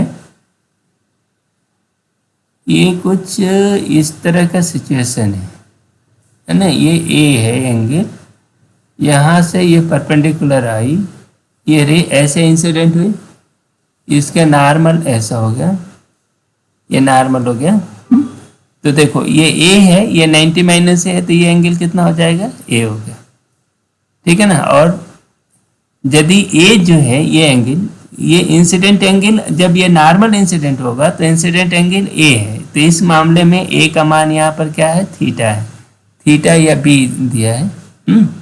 जब इफ ये क्या बोलता है, the totally reflected, if A is greater than I C critical angle, then the beam will reflect, beam will totally reflected, ठीक है ना, ये बात है। अब ये इनका 1/5 है रिफ्रैक्टिंग इंडेक्स। अच्छा अब इस साइन पर देखो कैसे रिफ्रैक्टिंग इंडेक्स बनेगा। अब इस सरफेस का ये एक और ये ग्लास ले लो, ग्लास ले लिया 1.5 का, और ये वाटर है, ठीक है। तो ये ग्लास से ये आईसी पर गया और ये 90 डिग्री पर चला गया, ठीक है ना, 90 डिग्री पे निकल गया, ये 4/3 है। तो IC कितना होगा, देखो स्नेल्स लॉ लगाएं। स्नेल लॉ बहुत ही आसान लॉजिक है। 1.5 sine IC equal to 90 degree एक होता है, साइन 90 एक, तो 4/3। ठीक है, तो ये साइन IC बराबर कितना हो गया, 4/3 गुणित ये 3/2 है, तो ये 2/3 हो गया, है ना, 8/3। ठीक है ना, IC बराबर साइन, हाँ साइन IC बराबर 8/3। तो IC का इसका करस्पॉन्डिंग कोई एंगल होगा। ठीक है ना, तो क्या होगा, यहाँ पर टोटल इंटरनल रिफ्लेक्शन होगा कब, जब IC इज, जब theta is greater then IC। ठीक है ना, तो इसका मतलब ये हुआ कि साइन थीटा ले लो, साइन IC कर दें, और ये हुआ 8/3 जब sign theta is greater then 8/3। ये बात होगी ना। बस इसमें इस थीटा की जो वैल्यू है, ये जो थीटा एंगल है, यही एंगल इंसिडेंट एंगल बन जाता है। नॉर्मल इंसिडेंट में यही थीटा बनता है। जो एंगल ऑफ प्रिज्म होता है वही एंगल ऑफ इंसिडेंट बन जाता है। और ए शुड ग्रेटर देन IC, है ना, ए शुड ग्रेटर देन IC माने ये ए सही है। बाकी ये तो खाना पूर्ति के लिए दिया है, कंफ्यूज करने के लिए। ठीक है ना, ये हमेशा यही होगा। बस यहाँ पर IC निकालने के लिए ये दो इंटरफेस है, ये इंटरफेस पर BC इंटरफेस ये ध्यान रखना पड़ेगा। ये 1.5 है और ये जो है 4/3 है, तो ये इंटरफेस पर निर्भर करता है। ठीक है ना, दोनों ओर किस तरह के मटेरियल है उसके ऊपर निर्भर करता है कि कितना एंगल बनेगा। तो वही एंगल इंटरफेस के एंगल 8/3 बन रहा है, साइन थीटा इतना बना। ठीक, ये ध्यान रखने की जरूरत है। अगला सवाल देखें, ये क्या है, ये पूछो जरा, इसको पढ़ो। हाँ, ये सवाल देखो, ये सवाल बहुत ही मजेदार है, देखने में डराना बस है। ठीक है ना, इसमें ये कह ये रहे हैं कि ये जो प्रिज्म है ये इक्विलेटरल प्रिज्म है और ये 60 डिग्री कोण बनाता है ना। ये क्या होता है, ये इक्विलेटरल प्रिज्म है और ये रे AB जो इंसिडेंट कर रही है, AB ये B पे, ये 60 डिग्री पर कर रही है। ये नॉर्मल N1 है, ये नॉर्मल N2 है, ये C पॉइंट कर देते हैं, इसको कहो P, और जरूरत होगी तो देखेंगे ये D कर दो। ये रे इंसिडेंट किया ये थीटा एंगल पे, ये बोल रहा है ना, और ये N है, इसका जो रिफ्रैक्टिंग इंडेक्स N है ना, ये वेरिएबल है, मान लो वेरिएबल। अच्छा, अब N का मान यदि पर्टिकुलरली 30 डिग्री हो जाए, √3 हो जाए, तो उसके लिए ये मामले को थोड़ा सा सॉल्व कर, है ना। पहले ये काम कर लेते हैं। For N equal to 30 degree, N equal to √3। ठीक है, इसमें देखो ये A है, तो ये एंगल कितना होगा बोलो, ये एंगल, ये जैसे ये A है तो ये एंगल R हो गया। ठीक है ना, ये गलती हो गई, ये ऐसे जाएगा, ऐसे जाने दो, है ना। ठीक है ना, ये गया और ऐसे गया। ठीक है, R है तो ये एंगल कितना हो जाएगा, देखो R और ये R1, तो R plus R1 equal to 60 degree होगा। ठीक है ना, ये तो होता है ना। तो अब आप ये कह सकते हो कि R1 बराबर 60 माइनस R। ठीक है, ये इसके लिए हमने सॉल्व कर लिया √3 के लिए, और ये 60 डिग्री पर आया, तो 60 डिग्री पर आया तो R बराबर कितना, देखो 60 डिग्री के लिए for I equal to 60 degree. ठीक है ना, और N इक्वल टू √3। ठीक है, ठीक, R कितना हो जाएगा, R 30 डिग्री हो जाएगा। ठीक है, तो फिर R1 कितना हो जाएगा, R1 हो जाएगा वो भी 30 डिग्री। देखो 60 माइनस 30 इक्वल टू 30 डिग्री। तो ये R और R1 दोनों कब वो 60 डिग्री के इंसिडेंट पर दोनों ये 30 डिग्री हो जाएंगे। हमेशा नहीं होगा, वो पर्टिकुलर पर जब इवेल्युएट करेंगे। इतना ये जानकारी रख लो। अब देखो स्नेल लॉ लगाओ बी पे। ये आर को हम वेरिएबल लेते हैं, ठीक है ना, और थीटा को वेरिएबल ले रहे हैं यहाँ पर। तो देखो पहला चीज है कि ये दिया है क्या, एन है। पहला साइन 60 हवा से आ रही है equal to N sine are.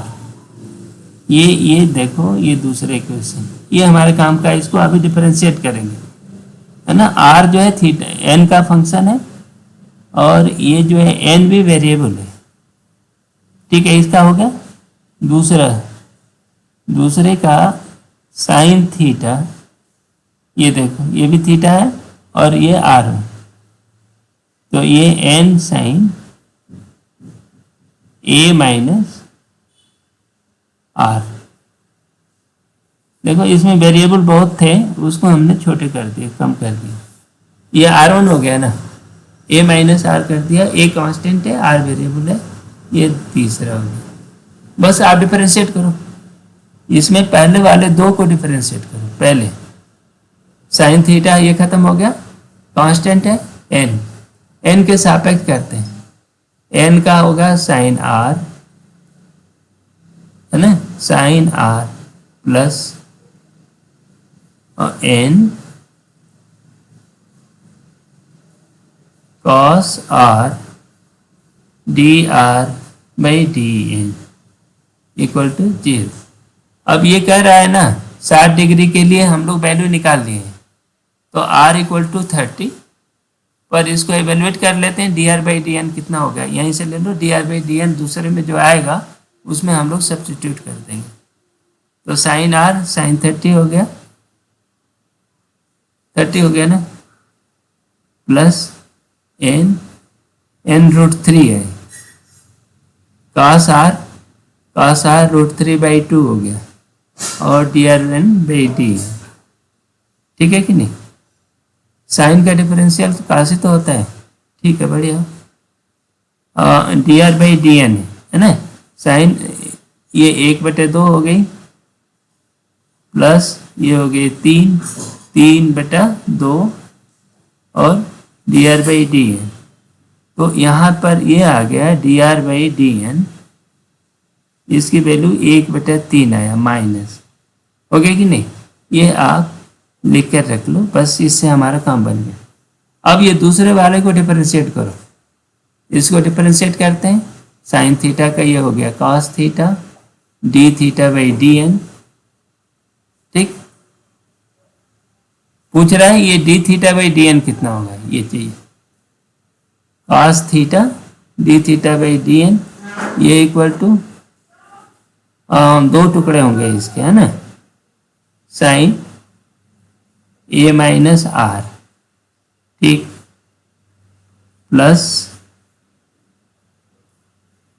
किसका हो गया, अभी एन के सापेक्ष किया, ठीक है, N cos A minus R. यहाँ भी कोई दिक्कत नहीं आई, लेकिन ए का ये आर का हम डिफरेंशिएट करेंगे तो minus D R by D N हो गया, माइनस यहाँ पर ये रखना पड़ेगा, ठीक है। अब इसकी वैल्यू रख देते हैं, डी थीटा बाई, बस ये सब निकाल चुके हैं। देखो D R by D N निकाल चुके हैं, ये -1/3, और आर की वैल्यू 30 रख चुके हैं, ए की वैल्यू 60 है, सब रख दो। कास थीटा, थीटा कितना है,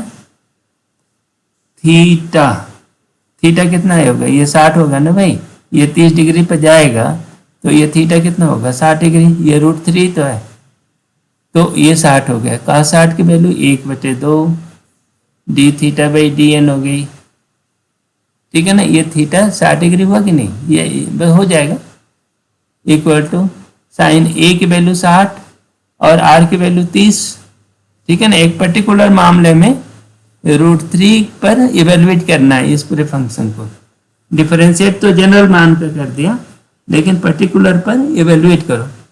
तो ये 30 हो गया, साइन 30 कितना हो गया, 1/2 हो गया, प्लस n कितना हो गया, √3 हो गया। ये 60 माइनस 30, तो काश 30 की वैल्यू कितनी हो गई, √3/2 हो गई, है ना। और ये 1/3 हो गया, बोलो है कि नहीं। ये क्या है, माइनस और माइनस प्लस हो गया 1/3। तो ये कितना हो गया, d(θ/dn) इक्वल टू 2 से 2 सब कट गया, 3 से 3 कट गया, इधर हो गया 2, है ना। d(θ/dn) इक्वल टू 2, ये उत्तर हो गया। ठीक है, ये थोड़ा सा टिपिकल है, लेकिन ये फंक्शन निकालो, थोड़ा सा डिफरेंशियल कैलकुलस उपयोग करेंगे। ये फंक्शन स्नेल लॉ, ये स्नेल लॉ, और इसको डिफरेंशिएट करेंगे अलग अलग। और ये पूछ रहा है कि इसमें जो आपने डिफरेंशिएट किया उसकी एक particular value n equal to √3 पर इवेल्युएट करो, और d(θ/dn) कितना होगा। ठीक है ना, ये चीज है। और n इक्वल टू d(θ/dn) 2 आ गया। ठीक, नेक्स्ट अगला सवाल, चलो पढ़ो पहले इसको। ये अगला सवाल देखिए, इस सवाल में ये क्या बोल रहे हैं, ये मोनोक्रोमेटिक लाइट है ना। प्रिज्म एंगल इतना दिया है 75 डिग्री, रिफ्रैक्टिंग इंडेक्स n0 जो है इस प्रिज्म का, n0 √3 दिया है। द अदर रिफ्रैक्टिंग सरफेस अब द प्रिज्म, ये जो है इस प्रिज्म पर एक कोटिंग कर लिया है, ये है ना। इसका रिफ्रैक्टिंग इंडेक्स जो है n, ठीक है भाई, कर दिया है। The light suffers total internal reflection at the coated prism surface for the incident angle theta less than 60 degree, है ना। ये यहाँ से गई और फिर यहाँ पर ये रिफ्लेक्ट हो गई, ठीक है ना। ये बस ये कहानी इतनी है, कोई बात नहीं। जब ये थीटा मैक्स जो हो रहा है इतना, ये √3 है, तो देखो थीटा मैक्स से ये जो है 60 डिग्री है, तो ये एंगल कितना हो जाएगा, ये 30 डिग्री। क्यों, स्नेल लॉ लगाओ इस पॉइंट पर, ठीक है। फिर IC देख लेते हैं, इसका IC, ये एंगल क्रिटिकल एंगल कितना है, तो देखो यहाँ पर लगाएं, ये एंगल हो गई R, ठीक है ना, R हो गया। तो ये हो गया √3 sin R इक्वल टू, ये 90 डिग्री पर ऐसे चला जाएगा, ये जो है कैसे, ये ऐसे चला जाएगा ना, टोटल इंटरनल रिफ्लेक्शन होगा, तो ये 90 डिग्री पर आता है। IC निकालना है, तो R क्रिटिकल निकालना है हमको, तो है ना। तो साइन RC ये कितना हो गया, n sin 90, ठीक है ना। तो ये हो गया कि RC इक्वल टू, ये साइन RC कर देते हैं n/√3, ये आपका क्रिटिकल एंगल इतना है, ठीक है ना। लेकिन एक बात और है, ये 30 डिग्री प्लस R, ये प्रिज्म के एंगल के बराबर होगा 75, तो R बराबर हो गया 45 डिग्री, ठीक है ना। अब ये क्या बोल रहा है कि जब ये 60 डिग्री मैक्सिमम होगा तो ये एंगल 45 डिग्री हो जाएगा और टोटल इंटरनल रिफ्लेक्शन हो जाएगा। ठीक, इतनी सी कहानी है बस, मतलब R विल भी 45 डिग्री हो गया। लेकिन ये 45 डिग्री जो है इससे बड़ा होना चाहिए ना, किससे, इस n से। ये 45 डिग्री जो है इसके बराबर होना चाहिए, तो इसका मतलब साइन 45 बराबर n/√3, ये IC के बराबर। साइन 45 कितना है, 1/√2, n कितना है, √3, ठीक है ना। तो n बराबर क्या हो गया, √3/√2, एन स्क्वायर पूछ रहा है, वो कितना हो गया 3/2, तो ये हुआ 1.5। ठीक है ना। ये जो कंडीशन है, ये प्रिज्म में जैसे जैसे एंगल ये बढ़ाते जाते हैं, एक पॉइंट आता है कि मैक्सिमम एंगल कि ये थीटा जो है ये इस तरह रहता है कि ये a minus R, A minus ये है ना, ये हमेशा ये क्रिटिकल एंगल से बड़ा हो, तो इसके लिए एक मैक्सिमम एंगल पता लगता है ना। अब उससे बड़ा होने पर ये छोटा हो जाएगा और फिर ये उससे यही तो है, थीटा इज लेस देन इतना पर ये छोटा रहेगा, ये बड़ा रहेगा, है ना। ये वाला एंगल बड़ा रहेगा ना यार, R1 और ये R2 है, तो R1 प्लस R2 हमेशा A रहता है, और ये जो R2 है IC से बड़ा होना चाहिए, तभी तो टोटल रिफ्लेक्शन होगा। तो इसके लिए ये जो थीटा की वैल्यू है 60 डिग्री, जो मैक्सिमम वैल्यू है ना,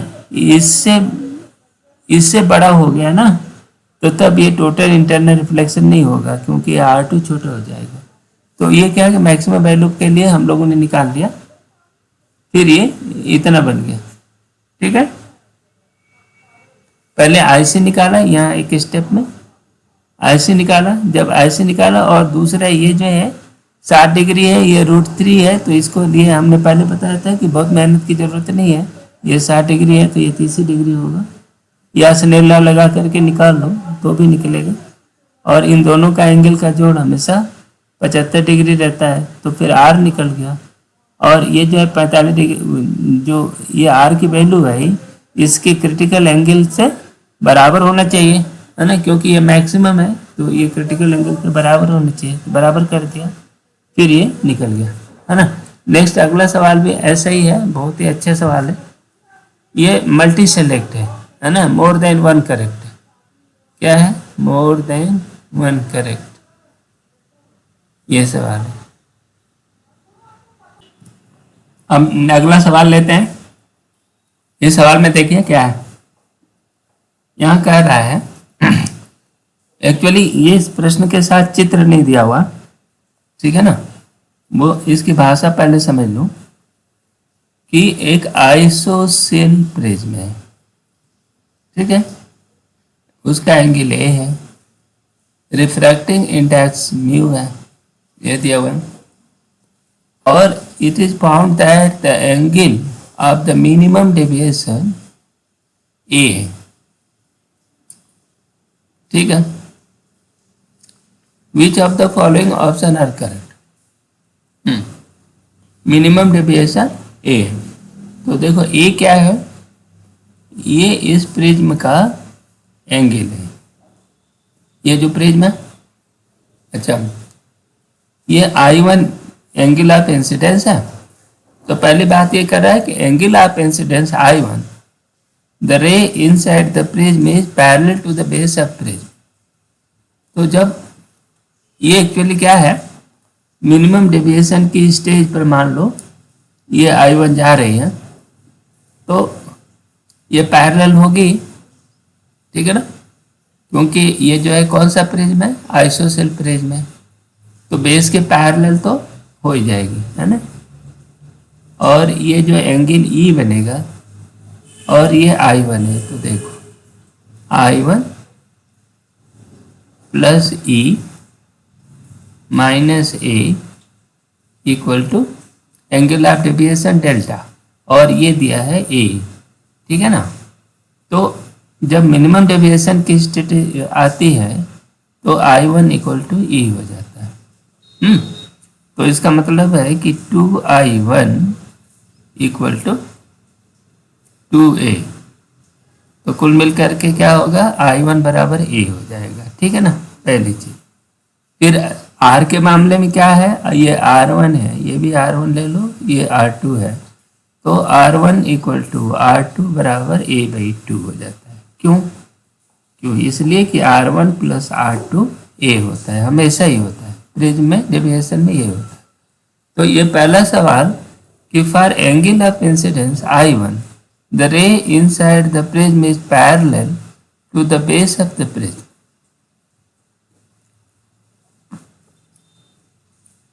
द रिफ्रैक्टिंग इंडेक्स इतना है, the found the angle of the minimum deviation.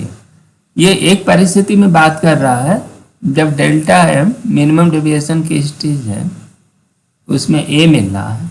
तो जब ऐसा है तो उस परिस्थिति में क्या है, आई वन ए हो जाएगा और ये जो पी क्यू है ना, इस बेस के पैरेलल होगी। ये पीछे वाले सवाल में हम लोग डिस्कस कर चुके हैं। जब भी आइसोसेल ट्रायंगल होगा उसका बेस और मिनिमम दो मिनिमम डेविएशन के समय में जो पी क्यू होगा ऐसा, वो पैरेलल होती है। तो ये बात तो सही होगी। दूसरी, अब म्यू निकालते हैं। देखो भाई, तो म्यू ये आर है ना, आर वन बराबर ए है, ये आर वन बराबर ए बाई टू हो गया, और ये कितना है, आई वन ए हो गया। तो आप म्यू निकाल दो, म्यू बराबर होता है, फॉर्मूला है साइन आई वन, ठीक है, बाई साइन आर वन, ठीक है ना। तो ये देखो, ये साइन ए हो गया, और ये हो जाएगा साइन ए बाई टू हो गया। तो इसको आप सरल करोगे तो 2 cos A by two sine A by two, है ना, और ये हो जाएगा साइन ए बाई टू, है ना, ए बाई ये कट गया। तो म्यू बराबर क्या हो गया, 2 cos ए बाई टू, ठीक है। ये इस रिजल्ट की भी हमें ज़रूरत पड़ेगी, इसलिए इसको लिख लो। और ए मांग रहा है, ए कितना होगा, तो ए क्या हो जाएगा, देखो A by two equal to cos inverse mu by two, ठीक। तो इसका मतलब ए बराबर क्या हुआ, 2 cos inverse mu by to. ये तो हो गया, मान पड़ गया, तो इसलिए ये भी सही हो गया। ये गलत हो गया, यहाँ 2 की जगह पर 1/2 आया है, इस वजह से बाकी सब सही है, लेकिन यहाँ 2 की जगह 1/2 कर दिया, तो इसलिए बी गलत हो गया, ठीक है ना। अच्छा भाई, एट मिनिमम डेविएशन, तीसरा देखो, minimum deviation incident angle I1 and the refracting angle R1 at the first refracting surfaces are, ये R1 equal to I1 by two. हाँ, ये तो है ही, मिनिमम डेविएशन की स्थिति पे ये ए हो गया और ए बाई टू है ना। तो क्या होगा, R1 बराबर हो गया I1 बाई टू। क्यों, ये चेक करो, देखो ये ऐसा मिनिमम डेविएशन पर इस मामले में हमेशा नहीं होता, हर प्रिज्म के मामले में नहीं होगा। ये जब एंगल का डेविएशन प्रिज्म के डेविएशन के बराबर हो गई, प्रिज्म के एंगल के बराबर आ गए, जब इंसिडेंट रे का जो डेविएशन है, जब मिनिमम डेविएशन ए के बराबर हो गया, तो तब ये स्थिति बनेगी और ये सही है, ठीक। तीसरी स्थिति कि द प्रिज्म इज, अच्छा देखो आपको म्यू मिल गया, ये म्यू मिल गया, मैंने कहा था ना कि इसकी जरूरत पड़ेगी, ये तीसरे में पड़ रहा, ये म्यू मिल गया। म्यू का ए के साथ संबंध है, ये ऑलरेडी इस प्रिज्म के बारे में इन्होंने बता दिया।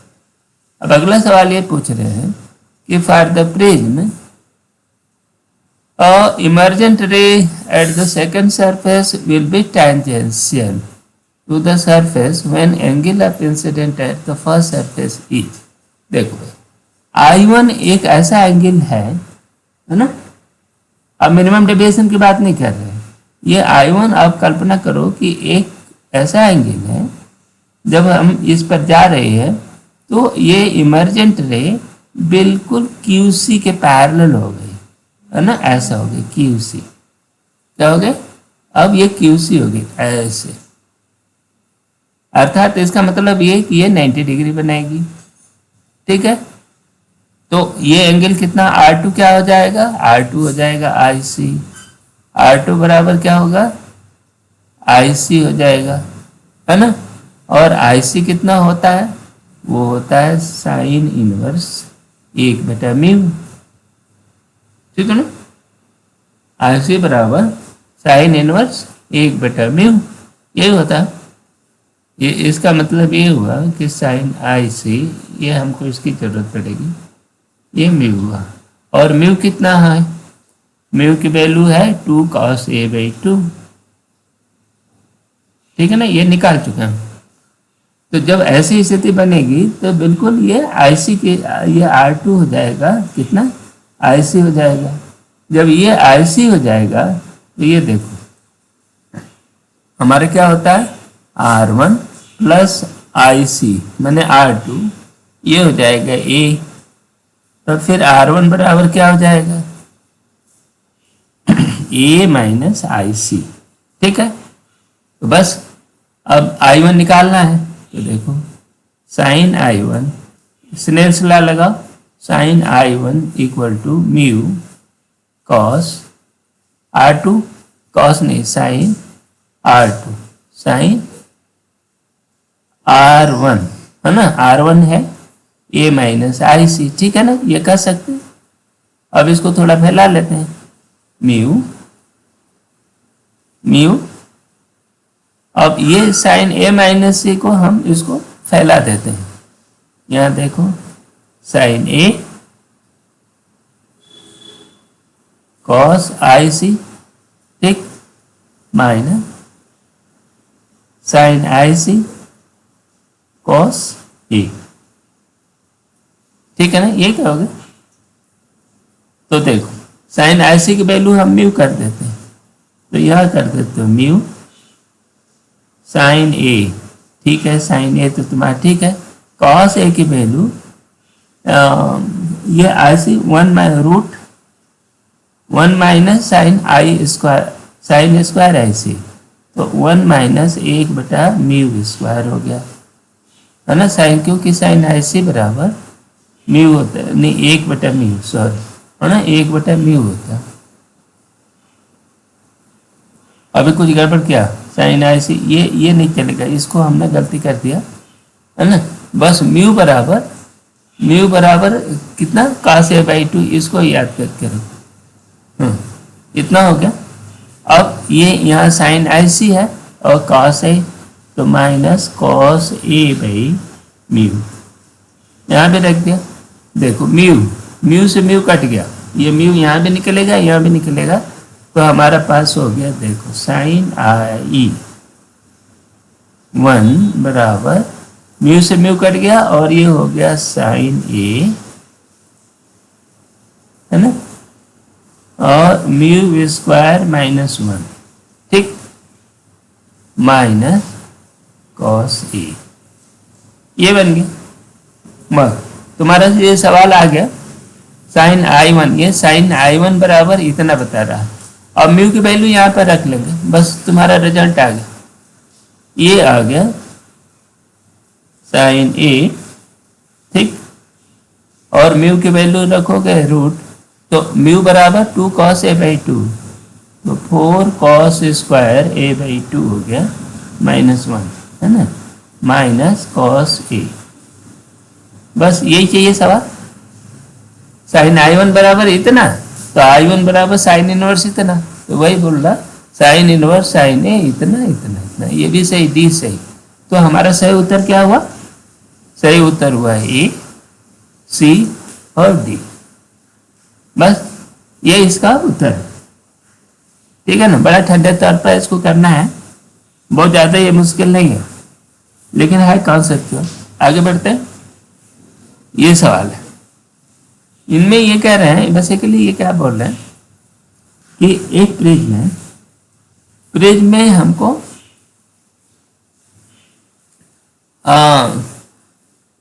ये क्या बनाना है, इनको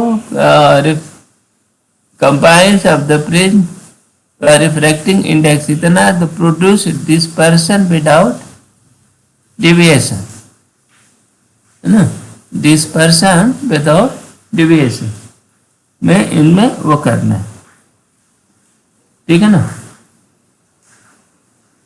तो ये डिस्पर्शन प्राप्त करना है, लेकिन उसमें डिविएशन नहीं होता,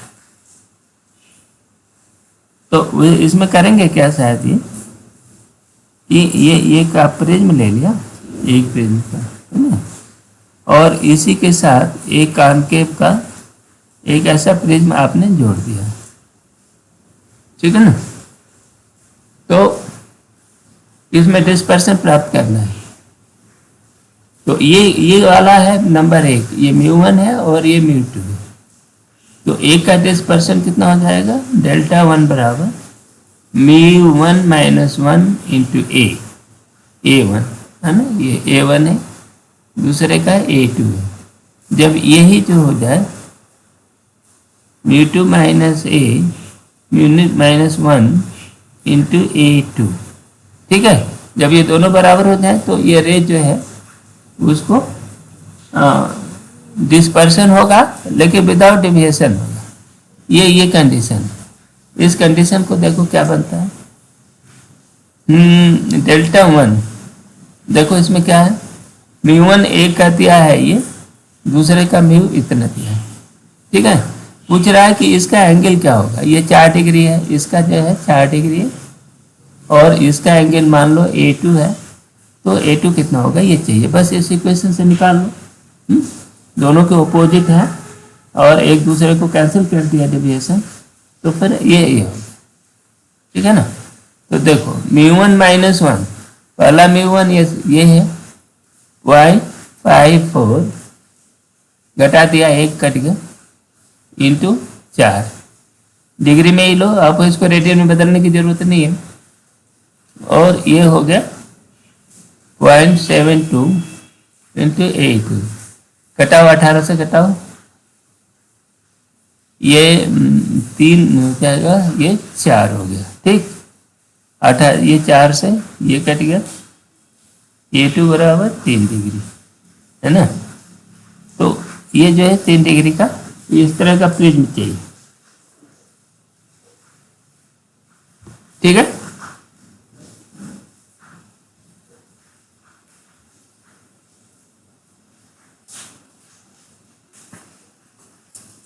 अब अगला सवाल देखो,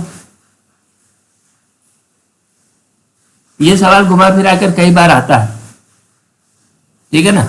ये सवाल में क्या बोल रहे हैं कि ये जो रे आ रही है ये कॉम्बिनेशन है, रेड का है, ब्लू का है और ब्लू है, हाँ, रेड ग्रीन ब्लू, जी ग्रीन रेड ग्रीन और ब्लू, ये कॉम्बिनेशन। इनके रिफ्रैक्टिंग इंडेक्स देखो, ये रेड का ये है, ग्रीन का ये है और ब्लू का ये है, ठीक है ना। अब ये 45 डिग्री का प्रिज्म है, तो चलो ये रे इस पर टकराई यहाँ पर, इसका ये नॉर्मल होगा कि नहीं, ये नॉर्मल हो गया, तो ये एंगल कितना हो गया 45 डिग्री, तो एंगल ऑफ इंसिडेंट जो हो गया 45 डिग्री। अब ये 45 डिग्री जो है ये IC क्रिटिकल एंगल जो होता है कितना, साइन इनवर्स 1/μ, ये रहता है ना, साइन इनवर्स 1/μ से क्या होगा, जब साइन इनवर्स IC बड़ा होगा है ना, IC इतना हुआ, जब IC इज ग्रेटर देन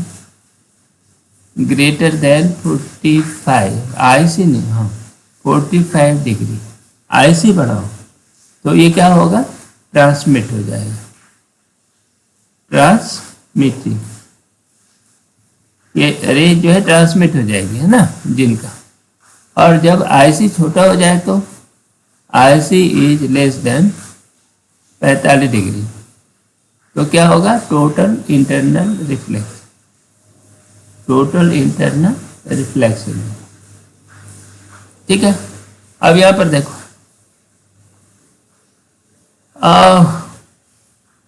यहाँ पर देखो IC साइन IC कितना है, 1/√2 है, ठीक है ना, 1/1.414, ये है ना,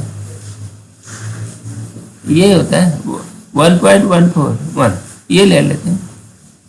अब दूसरे को देखो, अब इनसे कंपेयर करते हैं, साइन IC, ठीक है ना, ये इससे 45 डिग्री का साइन इतना होगा, साइन IC ऐसा नहीं है, ये साइन 45 की बात कर रहे हैं। साइन 45 चेक कर लेते हैं कितना होगा। अच्छा, साइन रेट देखो, साइन IC रेट के लिए ये कितना होगा, 1/039, ठीक है ना। अच्छा, ये इसे 45 से बड़ा होगा कि छोटा होगा। ये जो साइन फंक्शन होता है ना, ये इंक्रीजिंग फंक्शन, ये साइन है, साइन I, और ये है I है ना। ये 90 डिग्री तक रहता है ये, तो 90 डिग्री तक क्या है, ये इंक्रीजिंग, बढ़ने वाला फंक्शन। तो जिसकी साइन वैल्यू बड़ा होगी वो फंक्शन वो एंगल बड़ा होगा, बस यही कहानी है। तो अब ये क्या है, ये बड़ा हो गया ना, ये ग्रेटर देन 45 डिग्री हो गया कि नहीं। इसे कंपेयर करो इस वाले से।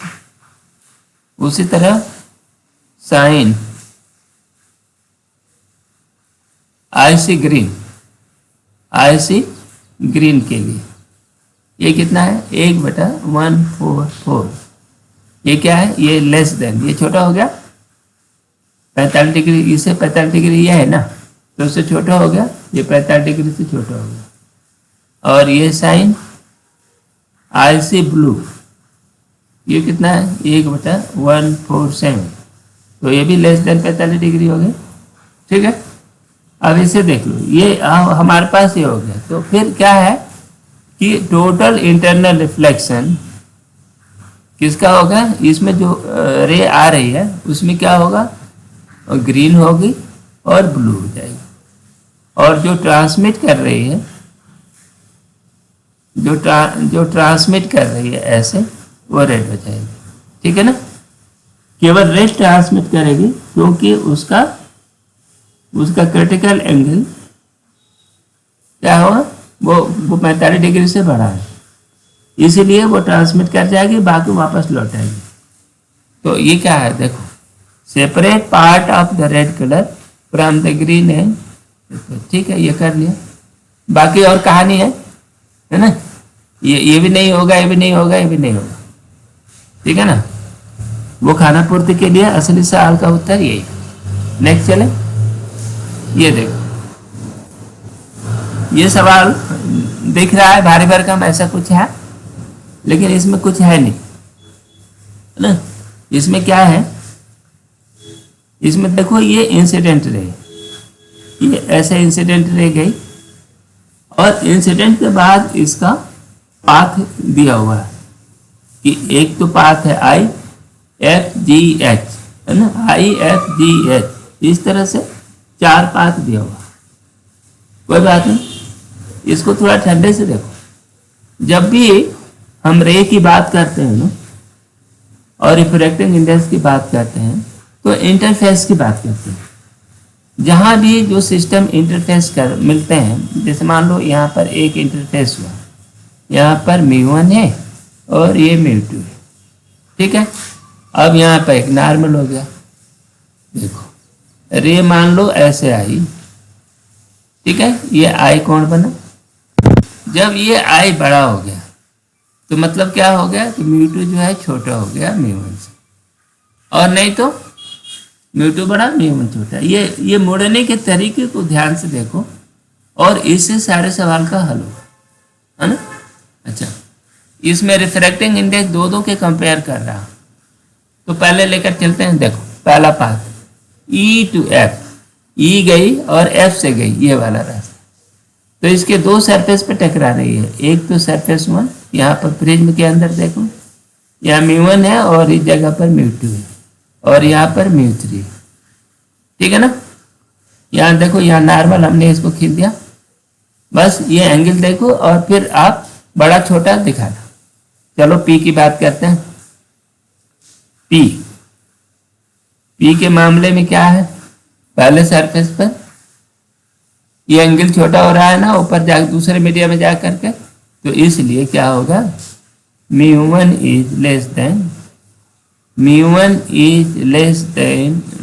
इज ग्रेटर देन μ2, है ना। μ2 जो है, oh sorry, mu one mu two छोटा हो रहा है तो म्यू टू बड़ा हो रहा है, रुक जाओ। ये mu two is greater than mu one, पहला सवाल हो गया ये। अब यहाँ पर क्या हो रहा है, म्यू टू और म्यू थ्री के मामले में देखो, mu three is greater than mu to, क्या है, mu three is greater than mu to, ठीक है ना, है कोई इसमें है, mu two is greater than mu one, mu two is greater than mu, ये क्या हुआ, ओ सॉरी यहाँ पर मैंने फिर गलती कर दिया पीछे वाली तरफ, ये म्यू थ्री छोटा है म्यू टू बड़ा है, ये ऐसा है, क्योंकि ये जाकर फैल रही है ना, म्यू थ्री में फैल रही है, तो यह म्यू टू बड़ा है म्यू वन से, और म्यू थ्री से भी बड़ा है, तो ये जो है दो का देखो, दो, तो ये दो की बात हो गई, दो वाला इसके लिए सही होगा। क्यू को देखो, क्यू को लो, ई जी, देखो ई ये सीधे गई जी, तो इसका मैंने सीधे जाने का मतलब बेंडिंग नहीं है, तो मीडियम में mu one equal to mu two, और तो इसमें क्या होगा, क्यू में ई जी है ना, तो देखो mu one equal to mu two equal to mu three, है ना, mu one equal to mu two दिया हुआ, म्यू थ्री तो दिया नहीं है, तो ये जो है 3 हो गया, ठीक है ना। म्यू थ्री के बारे में ये नहीं दिया हुआ तो चिंता नहीं करो, जो दिया है उसी पर हम देखते हैं, mu one equal to mu two, तो 3 हो गया।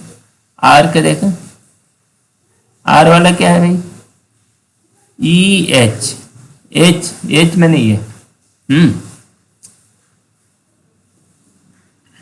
ये क्या हो रहा, ये गया फैल गई, यहाँ पर क्या फैला, ई एच में क्या होगा, ई mu one is greater than mu two, क्योंकि वो म्यू टू में जाकर फैल रही है, और फिर यहाँ पर भी क्या हो रही है, यहाँ म्यू थ्री में भी जाकर फैल रही है, तो म्यू थ्री भी छोटा, म्यू थ्री म्यू टू से छोटा हो गया, ठीक है ना, ये एक सवाल है।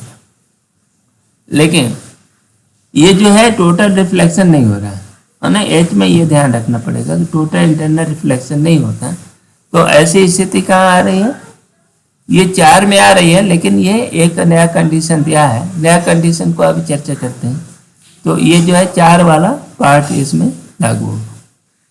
अच्छा भाई, तीसरे ई आई, इसी में नया कंडीशन वाली बात आ रही, ये आर एस तो ई से आई गई, ठीक है ना, ये इंटरनली रिफ्लेक्शन हो रही है, तो इस जगह पर हुआ, इसका मतलब ये हुआ देखो कि ये 45 डिग्री है, ठीक है ना, 45 डिग्री जो है आईसी से बड़ा हो जाएगा, ठीक है ना, आईसी से बड़ा हो जाएगा, तो मतलब ये कि sine 45 is greater than sine I C, तभी तो रिफ्लेक्शन हो रही है, इक्वल टू 1/म्यू, म्यू वन, ठीक है ना, और साइन 45 कितना होगा, 1/√2 होगा। अच्छा, साइन 45 ये हो गया म्यू वन का है, और ये कितना हो जाएगा, आईसी इसमें निकालने के लिए ना ये ध्यान रखना पड़ेगा, 2 में दिया है ना, देखो ऐसा, ये म्यू वन है, ये म्यू टू है, ठीक है ना, यहां से ये गई आईसी पर गई, और तो फिर ये 90 डिग्री पर चली जाएगी, ये 90 बन जाता है, ठीक है ना, तो हाँ ये म्यू वन है म्यू टू है, तो इसमें आईसी हम निकाल रहे हैं, देखो आईसी कितना हो जाएगा, mu one sine IC equal to mu two sine 90 degree, है ना, तो आई साइन आईसी कितना हो गया, mu two by mu one, ये आ गया, तो यहाँ पर हमने लिख लिया कि एक mu one by √2 is greater than, नहीं म्यू वन यहाँ क्यों रहेगा, sine 45 is greater than sine IC, ये बात है यहाँ पर, 1/√2 इज ग्रेटर देन म्यू, अभी साइन आईसी निकाला, mu two by mu one,